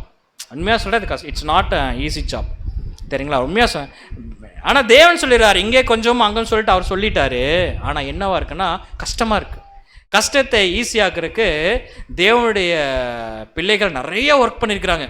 நீங்கள் பார்த்துருக்கிறீங்களா? Strong concordance, young analytical concordance, இந்த ஒத்த வாக்கிய விளக்குறையெல்லாம் பார்த்துருக்குறோமா? இது பைபிள் எக்ஸிபிஷன் போட்டாங்கன்னா இதில் இருக்கும் நிறைய. இதில் என்னென்னு பார்த்தீங்கன்னா பைபிள்லேருந்து நிறைய விளக்கங்கள் கொடுத்துருப்பாங்க. அதுலேயும் மெயினாக பார்த்தீங்கன்னா இந்த ஒத்த வாக்கிய விளக்குறையில் கன்கார்டன்ஸில் போய் பார்த்தீங்கன்னு வச்சுக்கோங்களேன். இப்போது ஆதாம் அப்படின்னு சொல்லப்பட்டுருச்சுன்னா ஆதாம் எங்கெங்கே சொல்லப்பட்டிருக்கு அப்படிங்கிறது எல்லா வசனத்தையும் என்ன பண்ணிடுங்க? காமிச்சிடும். பார்த்துருக்கலாம். ஸ்ட்ராங் கண்கார்டன். வெளிச்சம் அப்படின்னு சொன்னால் பைபிள் ஆதிகாமத்திலிருந்து வெளிப்படுத்தின விசேஷம் வரைக்கும் எங்கெங்கே வெளிச்சம்னு வருகின்ற எல்லா வசனத்தையும் என்ன பண்ணிடுங்க? கொடுத்துரும். இப்போ ஆதாம் உடன்படிக்கை பண்ணினாரா இல்லையா அப்படிங்கிறது எப்படி கண்டுபிடிக்கலன்னா, நம்ம என்ன தலைப்பின் கீழே பார்க்குறோம்? ஒரே தலைப்பின் கீழ். அப்போ ஆதாம் அப்படின்னு போய் சர்ச் பண்ணோம்னா வசனம் வருது. எங்கே வருது தெரியுங்களா? ஓசியா. நீங்கள் படிக்க வேண்டாம், இங்கே வந்துடும். ஓசியா 6ஆம் அதிகாரம் 7ஆம் வசனம் வாசிங்க. ஓசியா 6ஆம் அதிகாரம் 7ஆம் வசனம். அவர்களோ ஆதாமை போல் உடன்படிக்கையை மீறி. யாரு? இஸ்ரேல் ஜனங்களோ. அவர்களோ ஆதாமை போல உடன்படிக்கையை மீறி. இப்ப யாராச்சும் நம்மகிட்ட கேட்டாங்கன்னா நம்ம என்ன பண்ணுவோம்? தேவன் ஆதாம்கிட்ட உடன்படிக்கை பண்ணினாரான்னு கேட்டா ஆமா பண்ணினார். எங்க பண்ணினார்? ஆதியாகமம் சொல்லுவோமா? இல்ல. ஓசியா 6ஆம் அதிகாரம் 7ஆம் வசனம் படிச்சு பாருங்க. அவர்களோ ஆதாமை போல உடன்படிக்கையை மீறி அங்கே எனக்கு விரோதமாய் துரோகம் பண்ணினார்கள். அப்ப சொல்லுங்க, இப்ப தேவன் ஆதாம் கிட்ட உடன்படிக்கை பண்ணினாரா இல்லையா? பண்ணினார். ப்ரூஃப் எங்க இருக்கு? ஓசியா 6ஆம் அதிகாரம் 7ஆம் வசனம். கண்டுபிடிச்சிட்டோமா? இப்ப எப்படி எல்லாம் புரியுது? இதுக்கு முன்னாடி ஒன்றுமே புரியாமல் இருந்துச்சு, இப்போ எப்படி புரியுது? ஏன்னா இப்போ தான் நம்ம என்ன பண்ணிக்க தெரியுங்களா? ரிசர்ச் பண்ணுறதுல ஸ்டார்டிங் ப்ராசஸில் இருக்கிறோம். ஆனால் என்ன பிரச்சனைனா இந்த புஸ்தகத்தோட விலை ரொம்ப கம்மி. இதுக்குள்ளே ரொம்ப கம்மி. ஒரு எவ்வளோ வரும் தெரியுங்களா? ஒரு 3000 ரூபா 4000 ரூபா தான் வரும். எவ்வளோ? பக்குன்னு 4000 ரூபாயா அப்படின்னா. ஆனால் செல்ஃபோன் மட்டும் இஎம்ஐ போட்டு வாங்கிக்கிறது 50,000 ரூபாய்க்கு. பசங்களுக்கு ஆப்பிள் ஃபோனு தான் வேணும் அப்படிம்பாங்க. இப்படி நடுவில் இதுக்குள்ள ஆப்பிள் இல்லைன்னா அவனுக்கு கோச்சுக்குவேன். ஆனால் ஒரு 4000 ரூபா கொடுத்து நம்மளால் என்ன பண்ண முடியாது? வாங்க முடியாது. ஆனால் ஒன்றும் பிரச்சனை இல்லைங்க. இப்போலாம் நிறையா இன்டர்நெட்டெல்லாம் வந்துருச்சுல்ல, இப்போ நிறைய அப்ளிகேஷன்லாம் வந்துருச்சுல்ல, அவ்வளோலாம் காசு கொடுத்து வாங்க வேண்டிய அவசியம் இல்லை. ஆன்லைனில் என்ன பண்ணிருச்சுங்க? வந்துருச்சு. நமக்கு இந்த புஸ்தகம் வாங்கணும் என்பதே தேவனுக்கு விருப்பம் இல்லை, படித்தா போதும். சரிங்களா? அப்போ ஒரே தலைப்பின் கீழ் படிக்கிறதுனா என்ன அப்படின்னா, ஆதாம்னு வந்துருச்சுன்னா எங்கெங்கே ஆதாம் இருக்குன்னு சொல்லி கம்ப்ளீட்டாக நம்ம என்ன பண்ணிடுவோனுங்க, படிக்க வேண்டும். சூப்பர். அடுத்தது, ஸோ ஒரே தலைப்பின் கீழ் படிப்பது என்ன என்பதை நம்ம பார்த்துட்டோம். அடுத்தது ஊமைகள், பேரபிள்ஸ். ஊமைகள் பார்த்திங்கன்னா நிறைய ஊமைகள் இருக்குது. ஒரு 100 ஆடு ஊமைகள் இருக்குது. அதே மாதிரி 10 கன்னிகள் ஊமை இருக்குது. அதுக்கப்புறம் பார்த்திங்கன்னா மீன்வலை ஊமைகள் இருக்குது. நிறைய பைபிளில் பார்த்திங்கன்னா 39 ஊமைகள் இருக்குது. ஏன் இந்த ஊமைகள்? எதற்காக இயேசு கிறிஸ்து 39 ஊமை பேசினார்? நம்ம நிக்காச்சு வச்சுருக்கிறோமா? ஏங்க ஆண்டவரே 39 ஊமைகள் பேசுனீங்க? பாருங்கள், மத்தேயு 13ஆம் அதிகாரம் வசனம் 10-11. மத்தேயு 13ஆம் அதிகாரம் வசனங்கள் 10 மற்றும் 11. அப்பொழுது சீஷர்கள் அவரிடத்தில் வந்து, ஏன் அவர்களோட உவமைகளாக பேசுகிறீர் என்று கேட்டார். சீஷர்கள் கேட்குறாங்க. எப்படி கேட்குறாங்க பாருங்க. சீஷர்கள் சாதாரண ஆளுகள் இல்லைங்க. கேட்குறாங்க, ஆண்டவரே நீங்கள் ஏன் எப்போ பார்த்தாலும் இந்த இஸ்ரேல் ஜனங்கள் மட்டத்தில் ஊமையாகவே பேசிகிட்டு இருக்கிறீங்க அப்படின்னு கேட்குறாங்க. ஏன் சீஷர்கள் கேட்டாங்க? நீங்கள் ஏன் சோச்சிருக்குமா? ஏன் அப்படின்னா, இஸ்ரேல் ஜனங்கள் கேட்டுட்டு ஓ இயேசு கிறிஸ்துவா ஜோராக பேசுகிறாருன்னு போயிடுவாங்க. ஆனால் கூடவே இருக்கிறது யார்? சீடர்கள். ஏன்னா இயேசு கிறிஸ்து பேசுறது யாருக்கு புரியல? அவங்களுக்கே புரியல, சீஷருக்களே புரியல. அதனால இயேசு கிறிஸ்து போய் நீங்கள் பேசுறது எனக்கு ஒன்று புரியலைன்னா அவர் திட்டிடுவார். அதனால் எப்படி கேட்டாங்க தெரியுங்களா? ஏன் ஆண்டவரே அவங்ககிட்ட எல்லாம் நீங்கள் வந்து ஓமையாகவே பேசுகிறீங்க, எப்படி இருக்குன்னு பாருங்கள். அதுக்கு இயேசு கிறிஸ்து புரிஞ்சுக்கிட்டாரு. இவர் அவங்களுக்கு புரியுதோ இல்லையோ, உங்களுக்கு என்ன பண்ணல, சுத்தமாக புரியல. அது அவர் புரிஞ்சுக்கிட்டார். புரிஞ்சுட்டு என்ன சொல்றார்? வாசிங்க. அவர்களுக்கு அவர் பிரதியுத்தரமாக, சீஷர்களுக்கு அவர் பிரதியுத்தரமாக, பரலோக ராஜ்யத்தின் ரகசியங்களை அறியும்படி உங்களுக்கு அருளப்பட்டிருக்கிறது, அவர்களுக்கோ அருளப்படவில்லை. நீங்க ஊமை புரியலன்னு கேட்டீங்கல்ல, அதனால நான் உனக்கு விளக்கி சொல்றேன். அந்த ஒவ்வொரு ஊமைக்குள்ள என்ன இருக்காமா? பரலோக ராஜ்யத்தின் ரகசியங்கள். இப்போ இந்த ஊமையை யாரு புரியலன்னு என்கிட்ட கேட்டானா, நான் அதுக்குள்ள பரலோகத்தின் ராஜ்யத்தின் ரகசியத்தை என்ன பண்ணியிருக்கிறேன்? ஒளிச்சு வச்சிருக்கிறேன். அதை நான் வெளிப்படுத்துவேன். ஒருவேளை ஊமை நல்லா இருக்குன்னு சொல்லிட்டு அப்படியே போயிட்டாங்கன்னா அவங்க அப்படியே போய்க்க வேண்டியதான். உள்ள பரலோக ராஜ்யத்தின் ரகசியம் இருக்கிறது அவங்களுக்கு என்ன பண்ணாது? புரியாது. அப்புறம் ஒவ்வொரு ஊமை படிக்கும் போது நம்ம என்ன கற்றுக்கொள்ள வேண்டும்? ஒவ்வொரு ஊமைக்குள்ள என்ன இருக்கு? பரலோக ராஜ்யத்தின் ரகசியங்கள் இருக்கு. இப்போ சாம்பிளுக்கு ஒரு ஊமை பார்ப்போமா, பேரபிள் பார்ப்போமா? பாருங்க, ஒரு சீஷன் வந்து இயேசு கிறிஸ்து கேட்கிறார். என்ன கேட்கிறாருன்னு பாருங்க. மத்தேயு 19ஆம் அதிகாரம் 16ஆம் வசனம். மத்தேயு 19ஆம் அதிகாரம் 16ஆம் வசனம். அப்பொழுது ஒருவன் வந்து அவரை நோக்கி, நல்ல போதகரே, நித்திய ஜீவனை அடைவதற்கு நான் எந்த நன்மையை செய்ய வேண்டும் என்று கேட்டான். கேட்கிறார், ஆண்டவரே நித்திய ஜீவனை அடைவதற்கு நான் என்ன செய்ய வேண்டும் அப்படின்னு ஒரு சீஷன் வந்து கேட்கிறார். உடனே ஆண்டவர் இயேசு கிறிஸ்து என்ன சொல்றார் தெரியுங்களா? ஒன்றும் இல்லைப்பா, நீங்கள் நியாயப்பிரமாணம் சொன்னபடி நீ என்ன பண்ணு, செய் அப்படிங்கிறார். நான் சின்ன வயசுலேருந்து என்ன பண்ணிட்டு இருக்கிறேன்? செஞ்சிட்ருக்கிறேன், நிறையா செஞ்சிட்ருக்கேன்னு சொல்கிறேன். அப்படியா? அப்புறம் இப்போ நான் சீஷனாகிறதுக்கு என்ன செய்ய வேண்டும் அப்படின்னு கேட்கும்போது இயேசு கிறிஸ்து ஒன்று சொன்னார்.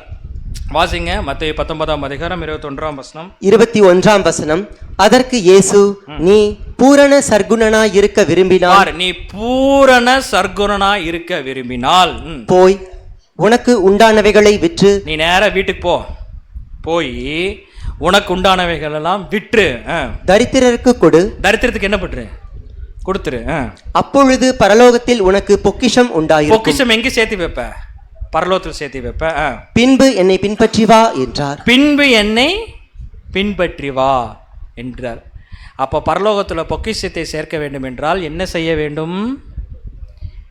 உங்களுக்கு வீட்டுக்கு போங்க, சொந்தமாக ஒரு மோட்டார் பைக் இருக்குன்னு வச்சுக்கோங்களேன், அது விற்றுருங்க. விற்றுட்டு பொக்கிஷத்தை எங்கே சேர்த்து வைங்க? பரலோகத்தை சேர்த்து வைங்க. ஏதாச்சும் வீடு இருந்துச்சுன்னு வச்சுங்க, வச்சுருந்தீங்க, எங்கே போக முடியாது? பரலோகம் போக முடியாது. விற்றுட்டு எங்கே போயிடலாம்? பரலோகம் போயிடும். இப்படி சொன்னால் நம்ம என்ன பண்ணுவோம்? அதாவது இப்போ என்னை கேட்டீங்கன்னா எனக்கு சந்தோஷமாக இருக்குது, ஏன்னா எனக்கு எதுவுமே இல்லை. ஆனால் இந்த சென்னையில் வந்து எக்ஸாம்பிள் சொல்கிறேன். சென்னையில் வந்து ஒருத்தர் வந்து ஒரு 5 கிரவுண்டுக்கு வீடு வச்சுக்கிட்டு கார் வச்சுட்டு பேங்க்கில் ஒரு 15 lakhs 20 lakhs வச்சுட்டு பீரோக்குள்ளே ஒன்றும் இல்லை, பீரோக்குள்ளே 20 லட்ச ரூபா வச்சுட்டு வந்து மீட்டிங்கில் உட்கார சொல்லுங்க பார்க்கலாம். அவருக்கு எங்கள் கனவுல எங்கேயே போயிட்டுருக்குன்னு தெரியுங்களா? அப்படியே பக்கத்து வீட்டுக்காரங்களே போகும், வந்துடுவானா வந்துடுவானா அப்படின்ட்டு. சொல்கிறேன், இவ்வளோ ப்ராப்பர்ட்டி இருந்துச்சுன்னா தேவன் சொல்கிறார், நீ எல்லாத்தையும் போய் விற்றுட்டு என் பின்னாடி வா அப்படின்னா நம்ம என்ன சொல்லுவோம்? நான் எல்லாத்தையும் விற்றுட்டு உங்கள் பின்னாடி எங்கள் ஆண்டவரே வர முடியும், எனக்கே என்ன இருக்காது? ஒன்றும் இருக்காது.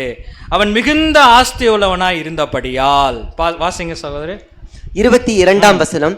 அந்த வாலிபன் மிகுந்த ஆஸ்தியுள்ளவனாய் இருந்தபடியால் இந்த வார்த்தையை கேட்ட பொழுது துக்கமடைந்தவனாய் போய்விட்டான். கேட்ட உடனே துக்கம் வந்துருச்சு.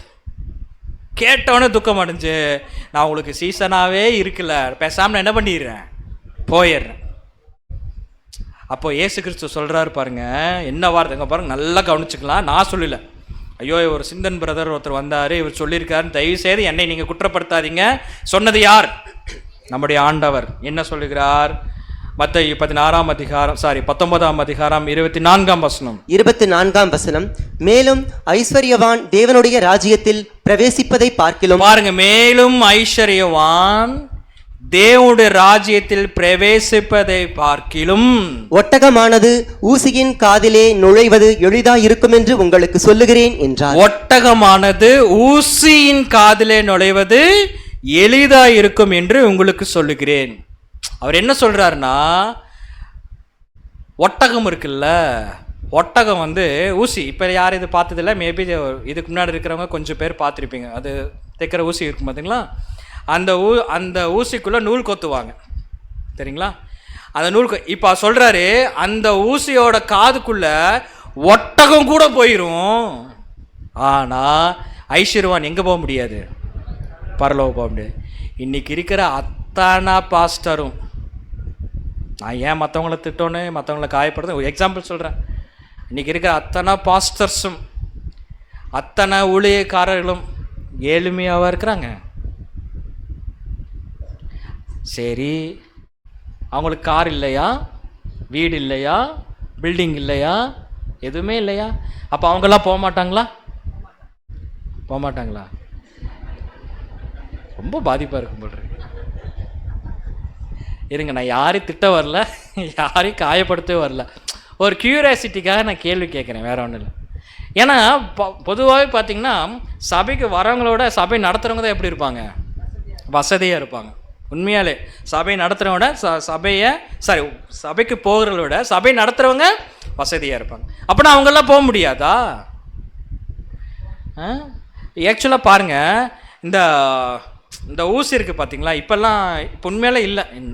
எனக்கு அந்த அனுபவம் இருக்குது. நான் சின்ன வயசில் இருக்கும் போது எங்கள் பாட்டி இந்த நூல் அந்த துணி தைக்கிறதுக்காக என்னை கூப்பிடுவாங்க, கண்ணிங்க வா கண்ணு அப்படின்னு கூப்பிடுவாங்க. நாங்கள் கோயம்புத்தூர், அதனால் கண்ணிங்க வா கண்ணுன்னு கூப்பிடுவாங்க. என்னை கூப்பிட்டு என்ன சொல்லுவாங்கன்னா, இந்த நூலை கோத்தி கொடு அப்படிம்பாங்க. எங்கள் ஊரில் இந்த நூலை கோத்தி கொடு அப்படிம்பாங்க. நம்ம என்ன பண்ணுவோம் தெரியுங்களா, பாட்டி உனக்கு கண்ணு தெரியல பாட்டி, இங்கே கொடுங்க அப்படின்னு சொல்லிட்டு வாங்கி அந்த ஊசி இப்படி வச்சுக்கிட்டு, அந்த நூல் இருக்குது பார்த்தீங்களா, அதுக்கு ஒரு மெத்தட் இருக்குது உள்ள கோத்துருக்கு. யாருமே ஃபாரின்காரன் கூட கண்டுபிடிக்காத மெத்தட் நம்ம கண்டுபிடிச்சி வச்சுருக்கிறோம். என்ன தெரியுங்களா? அப்போ அது எப்படி வருது, அதைய போட்டு சப்பி அதோட ஷார்ப்னஸ் பண்ணி என்ன பண்ணுவேன் தெரியுங்களா, எடுத்து அப்படியே, இதெல்லாம் ஃபாரின்காரன் பார்த்தா அழுதுருவானே, நான் இதெல்லாம் கண்டுபிடிக்கவே இல்லைப்பா அப்படின்னு. என்ன பண்ணுவோன்னா, ஊசி இப்படி வச்சுட்டு நூலை இப்படி வச்சுட்டு இப்படி உள்ளோட்டு பாட்டி கோத்துட்டு அப்படி இப்படிம்பாங்க. பார்த்தா ஊசி தனியாக இருக்கும், நூல் தனியாக இருக்கும்.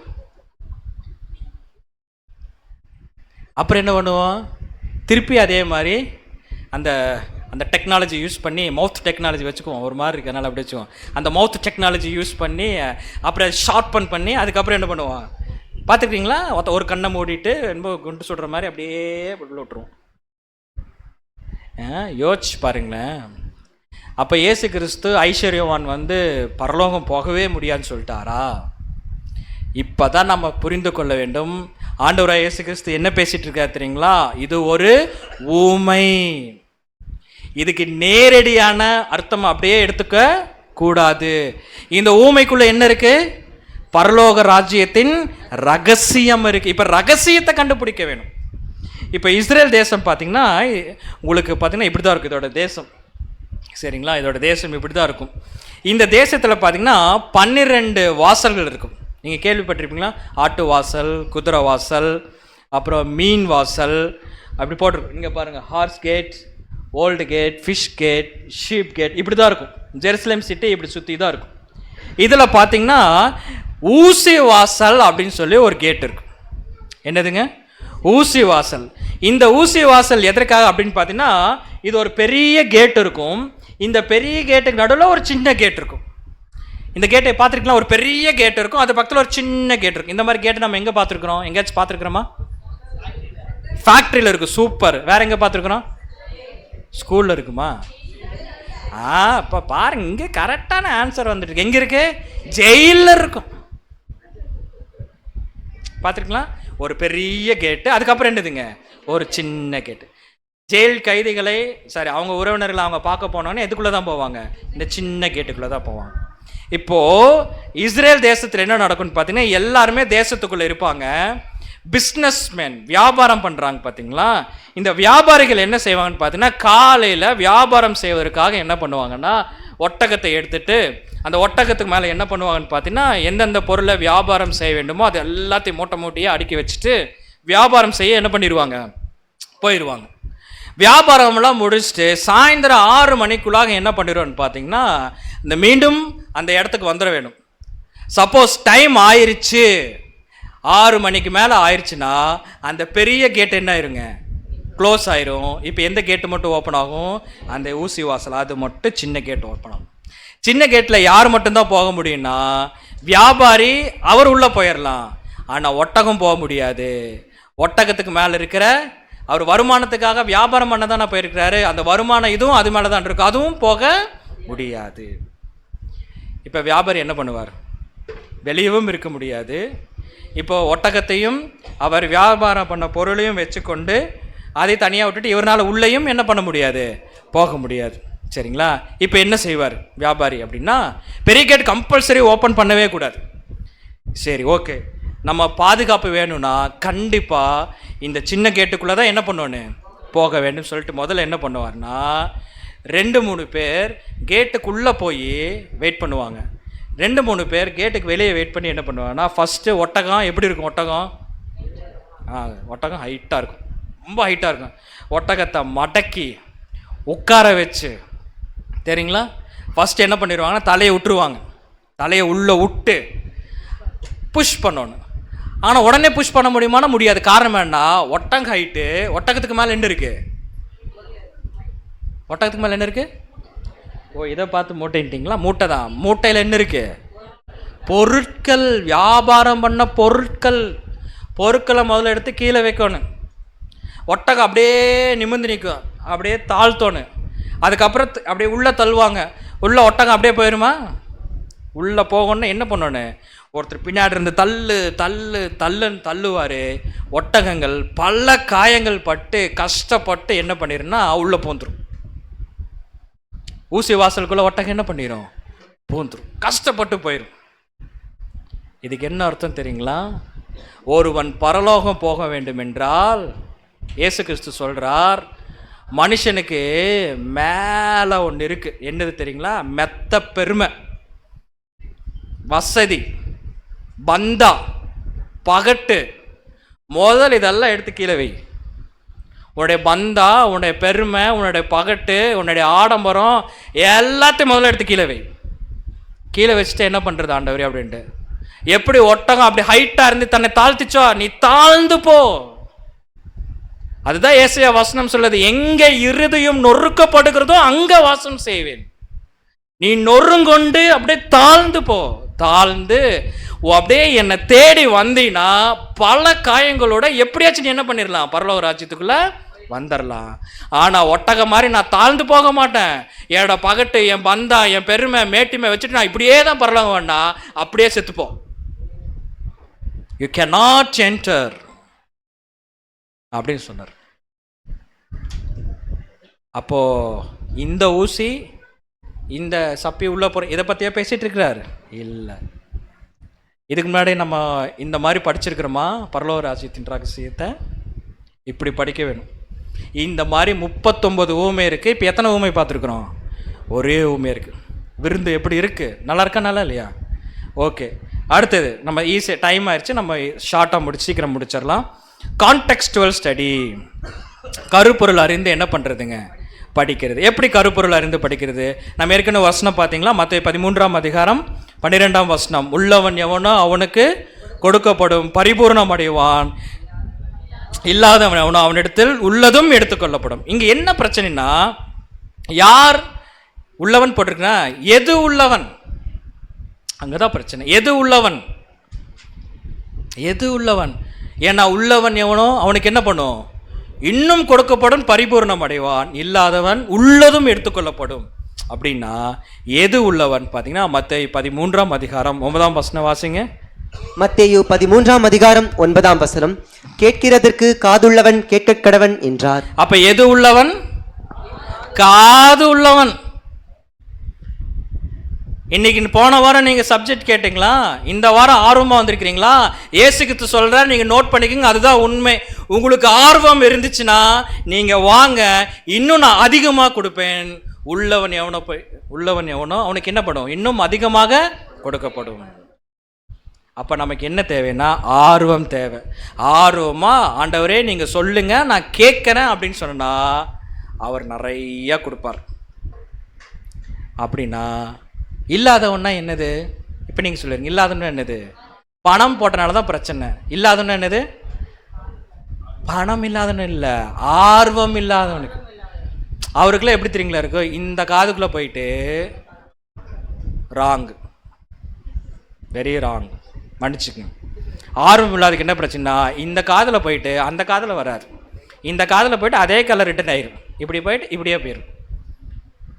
அதுதான் சொல்லணும். ஆர்வம் இல்லாதவங்களுக்கு போய்ட்டு உட்கார வச்சுன்னு அப்படி இப்படியே பார்த்துட்டே இருப்பார். இன்னமும் சொல்கிறாரு, ஏதோ பேசுகிறாரு, ஒன்றும் புரிய மாட்டேங்குது. வந்து உட்காந்துட்டோம், மாட்டிட்டோம், ஆண்டவரே எப்படியாச்சும் நான் கிளம்பிடுறோன்னு இப்படி தான் ஓட்டிகிட்டு இருக்கோம். ஆர்வம் மட்டும் இருந்துச்சுன்னா தேவன் கொடுத்துக்கிட்டே இருப்பார். சரிங்களா? இன்ட்ரெஸ்ட் மட்டும் இருந்துச்சுன்னா கொடுத்துக்கிட்டே இருப்பார். இன்னைக்கு எத்தனை விஷயங்கள் பார்த்துருக்கேன் தெரியுங்களா? அன்பான சகோதரத்தில் இத்தனை வருஷம் கிறிஸ்துவ வாழ்க்கையில் இன்னைக்கு நீங்கள் படித்த மாதிரி என்றைக்குமே படிச்சிருக்க மாட்டீங்க. இது 100க்கு 100 உண்மை. எத்தனை கேள்விகள் பார்த்துருக்குறோம், எத்தனை கேள்விக்கு விடையை பார்த்துருக்குறோம். தேவன் எவ்வளோ டேஸ்டாக ஃபுட்டு கொடுக்குறார். நம்ம கடைசியாக அந்த கான்டெக்ஸ்டுவல் ஸ்டடியில் இதே பார்த்து நம்ம நிறைவே செஞ்சிடும். நம்ம ஏற்கனவே பார்த்துட்டோம், இரவும் பகலும் அவருடைய வேதத்தில் தியானமாக இருக்கிற மனுஷன் பாக்கியவான். அப்போ பல் வளர்க்க வேண்டாமா, தூங்க வேண்டாமா, குளிக்க வேண்டாமா, வேலைக்கு போக வேண்டாமா, படிக்க வேண்டாமா, டிவி பார்க்க வேண்டாமா? வேணும். அப்படி என்ன சொல்ல வருது? அப்படி என்றால் எதை கண்டுபிடிக்கணும்? இரவுனா என்ன, பகல்னா என்ன, அதை கண்டுபிடிக்க வேண்டும். ஏன்னா கர்த்தருடைய புஸ்தகத்தில் தேடி வாசியுங்கள். சரிங்களா? பாருங்க, அப்போ ஃபர்ஸ்ட் என்ன கண்டுபிடிக்கலாம்? இரவு கண்டுபிடிக்கலாம். சங்கீதம் 30ஆம் அதிகாரம் 5ஆம் வசனம். 30ஆம் சங்கீதம் 5ஆம் வசனம், அவருடைய கோபம் ஒரு நிமிஷம், கோபம் ஒரு நிமிஷம், அவருடைய தயவோ நீடிய வாழ்வு. சாயங்காலத்தில் அழுகை தங்கும், விடியற் காலத்திலே களிப்புண்டாகும். சாயங்காலத்திலே அழுகை தங்கும், விடியற் காலத்திலே களிப்புண்டாகும். அப்படின்னா என்ன அர்த்தம்? இரவு அப்படிங்கிறது எதை குறிக்கும்னா ஒரு துன்பமான காலப்பகுதி. சாயங்காலத்திலே அழுகை தங்கும், விடிய காலத்திலே களிப்புண்டாகும். அப்படின்னா பகல்ங்கிறது என்னன்னு பார்த்தீங்கன்னா இன்பமான காலப்பகுதி. அப்போ இரவுங்கிறது துன்பமான காலம், பகல்ங்கிறது இன்பமான காலம். இப்போ படிச்சு பாருங்க எப்படி கரெக்டாக வரும்னு. இன்பம் வந்தாலும் சரி, துன்பம் வந்தாலும் சரி, கர்த்தருடைய வேதத்தில் தியானமாக இருக்கிற மனுஷன் பாக்கியவான். கருப்பொருளை ஆராய்ந்து படிப்பது. இதுக்கு முன்னாடி இப்படி தெரியுமா? அதுக்கு தான் போன ஒரு தலைப்பில் பார்த்தோம் பார்த்தீங்களா? என்னது, பேரபிளில் ஒரு விஷயம் பார்த்துட்டு ஒன்று படித்தோம் பார்த்தீங்களா? இந்த கான்டெக்ஸ்டுவல்லையே உள்ளவன் எவனோ அவனுக்கு கொடுக்கப்படும். ஆர்வம் மட்டும் இருந்தால் போதுங்க. தேவன் அநேக காரியங்கள் என்ன பண்ணுவார்னா நமக்கு அவர் வெளிப்படுத்துவார். இதுதான் ரொம்ப முக்கியமான விஷயம். அப்போ பாருங்கள், நம்ம 3 விஷயங்கள் படிச்சுக்கணும். டாபிக்கல் ஸ்டடி படிச்சிட்டோம், பேரபிள் படிச்சிட்டோம், கான்டெக்ஸ்டுவல் ஸ்டடியும் படிச்சிட்டோம். சரிங்களா? அப்போது ஒரே தலைப்பின் கீழ் படிப்பதுனா என்ன? ஆதாம் எடுத்துட்டா பைபிளில் எங்கெங்கே இருக்கோ அது எல்லாமே ஆதாம் நம்ம என்ன பண்ணிடுவோம், நீங்கள் படிக்க வேண்டும். பேரபிள், ஒவ்வொரு பேரபிளுக்குள்ளே என்ன இருக்குது, அது நேரடியான பொருத்தம், அர்த்தம் எடுத்துக்கொள்ளக்கூடாது. ஒவ்வொரு பேரபிளுக்குள்ளே என்ன இருக்குது? பரலோக ராஜ்யத்தின் ரகசியம். யாருக்கு மட்டும்தான் தேவன் கொடுப்பாரு? எல்லாத்துக்குமா? யார் ஒருவர் விளக்கம் கேட்குறாங்களோ அவங்களுக்கு என்ன பண்ணிடுவாருங்க? கொடுத்துருவார். அடுத்தது கான்டெக்ஸ்டுவல் ஸ்டடி அப்படின்னா அதோட கருப்பொருளை ஆராய்ந்து படிப்பது. இப்போ இரவு வந்துருச்சு, பகல் வந்துச்சுன்னா நேரடியாக இரவும் எடுக்கக்கூடாது, நேரடியாக பகலும் எடுக்கக்கூடாது. இரவுங்கிறது ஒரு துன்பமான காலப்பகுதி, பகல் அப்படிங்கிறது ஒரு இன்பமான காலப்பகுதி. அப்போ நம்ம வாழ்க்கையில் இன்பம் வந்தாலும் சரி, துன்பம் வந்தாலும் சரி, கர்த்தருடைய வேதத்தில் பிரியமாக இருக்கிற மனுஷன் தான் என்னது? பாக்கியவான். சரிங்களா? இனி அடுத்து நம்ம எத்தனை பார்க்க போகிறோம்? சிம்பாலிக் லாங்குவேஜ், ப்ராஃபஸி, அதுக்கப்புறம் டைப் அண்ட் ஆன்டி டைப், அதுக்கப்புறம் டிஸ்பென்சர் ஸ்டடி. எப்படி இது ரொம்ப பியூட்டிஃபுல்லாக இருந்துச்சோ அதே மாதிரி இந்த டாபிக்ஸும் ரொம்ப பியூட்டிஃபுல்லாக இருக்கும். ஆனால் ஒரு கேள்வி ஒன்று கேட்டோமே ஸ்டார்டிங், இதுக்கு மட்டும் நம்ம என்ன பண்ணல? விடையை பார்க்கவே இல்லை. அது எவ்வளோ கஷ்டமாக இருந்துச்சு. ஒரு அழகான குழந்தை பிறந்திருக்கு, அவங்களுக்கு போய் பர்த்டே செலிப்ரேட் பண்ணலான்னு பார்த்தா வசனம் என்ன சொல்லுச்சு? உன் குழந்தைகளை பிடித்து எங்கே பண்ணணும்? கல்லின் மேல் மோதி அடிக்கிறவன் பாக்கியவான். அடிச்சிடலாமா? அடிக்க முடியுமா? அடித்தா போலீஸ் நம்மளை அடிச்சிடும், ஒய்ஃபை சப்புன்னு வச்சுருவாங்க, என்ன படிச்சுட்டு என்ன இது பண்ணியிருக்கிற அப்படின்ட்டு. கண்டிப்பாக முடியாது. ஆனால் பைபிள் வசனம் என்ன இருக்குது சொல்லியிருக்கேன். இதுக்கு மட்டும் ஆன்சர் பார்த்துருமா? நீங்கள் சொன்னீங்கன்னா பார்க்கலாம், இல்லைன்னா விட்டுரும். பார்க்கலாமா? ஒரு வாரம் பொறுத்துருங்க. அடுத்த வாரம் சரியாக ஒரு 6 மணிக்கு என்ன பண்ணிடலான்னா இதுக்குரிய விடையும் பார்த்துட்டு இன்னும் 4 டாபிக் நம்ம என்ன பண்ணல, கவர் பண்ணல. அந்த 4 டாபிக் என்ன பண்ணலான்னா நம்ம கவர் பண்ணலாம். மறந்துட வேண்டாம், சத்தியத்தையும் அறிவீர்கள், சத்தியம் உங்களை விடுதலையாக்கும், உங்களுடைய வசனமே சத்தியம். இங்கே அநேக காரியங்கள் தேவன் நமக்கு என்ன பண்ணியிருக்காருன்னா வெளிப்படுத்தியிருக்கார். தேவனுக்கு கூட நம்ம என்ன பண்ணுவோம்னா நன்றி செலுத்துவோம். தேவன் தாமே இந்த வார்த்தைகள் நமக்கு ஆசீர்வாதமாக தருவாராக. ஆமேன்.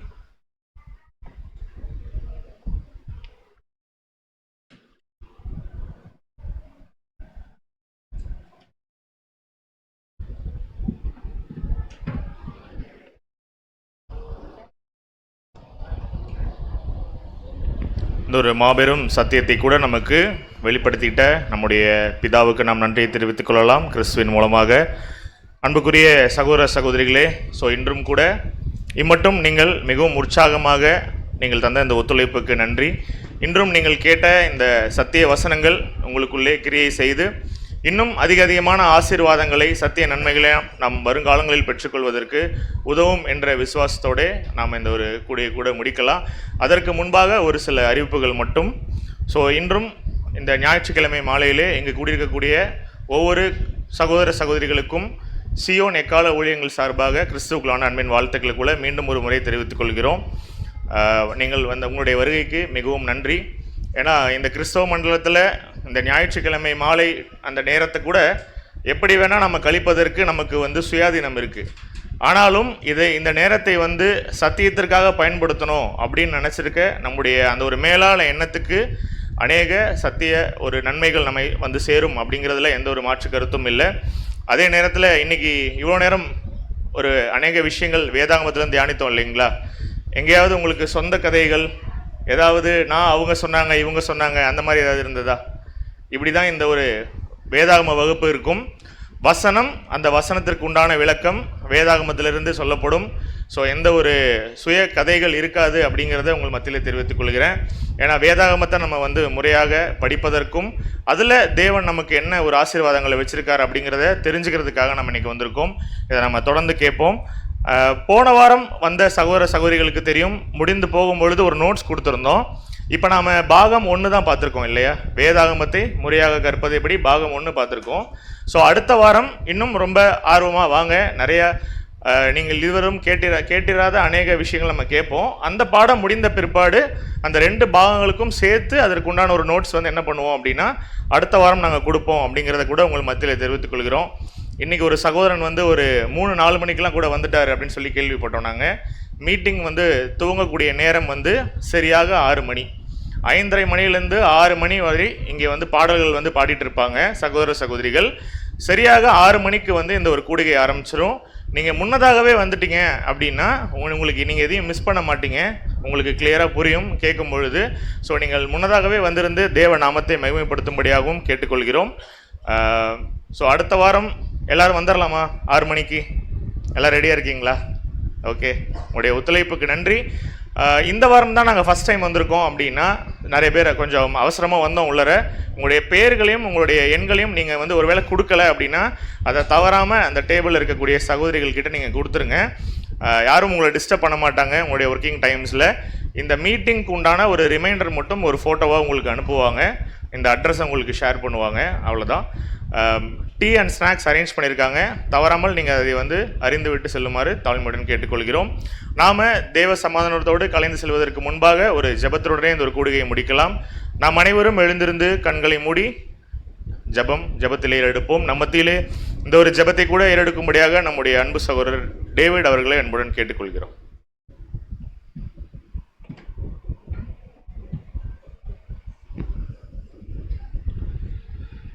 ஜெபம் செய்வோம்.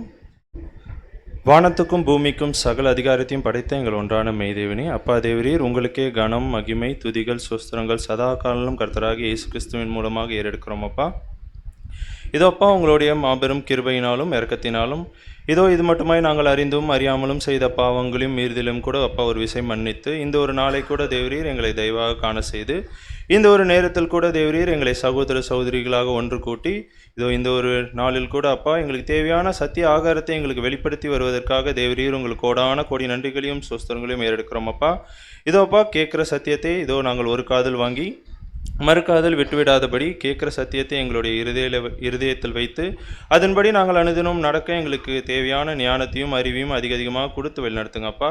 அப்பா சாத்தான் எந்த ஒரு விதத்திலும் எங்களை வஞ்சித்திடாதபடி ரொம்ப தெளிந்த ஒரு புத்தி உள்ளவர்களாக இருந்து நாங்கள் அனுதினமும் தேவரையும் நாங்கள் ஜீவிக்க எங்களுக்கு தேவையான பரிசுத்தாவியை அதிகமாக கொடுத்து வழிநடத்துங்க. அப்பா இதோ வர இருக்கிற வாரங்களில் கூட இருக்க இந்த ஒரு வகுப்புகளை கூட தேவரீர் இதோ உங்களுடைய பாதத்திலே வைக்கிறோம். அதை கூட தேவரீர் ஆசீர்வதித்து வழிநடத்துமாறு கெஞ்சி மண்டாடுகிறோம். அப்பா இதோப்பா, நாங்கள் கேட்டவைகளையும் கேட்க மறந்த அனைத்து விஷயத்தையும் தேவரீர் நீர்தாமே எங்களுக்கு கொடுங்க. இதோ நாங்கள் பிரிந்து செல்கிறோம். பிரிந்து சென்றாலும் தேவரீர் உங்களோட பிரியாத நேசக்கரம் எங்களோட கடைசி வரைக்கும் இருக்க கிருபை பாராட்டுங்க. இந்த ஒரு சிறிய விண்ணப்பங்களை எங்களுடைய ராஜாவும் குருவும் போதகரும் மெய்ப்பரும் மீட்பருமா இருக்கிற கர்த்தராகிய இயேசு கிறிஸ்துவோடைய இனிய நாமத்திலே மிக மனம் தாழ்த்தி கெஞ்சி மன்றாடுகிறோம். என்றென்றும் ஜீவனுள்ள எங்கள் நல்ல பிதாவே, ஆமென்.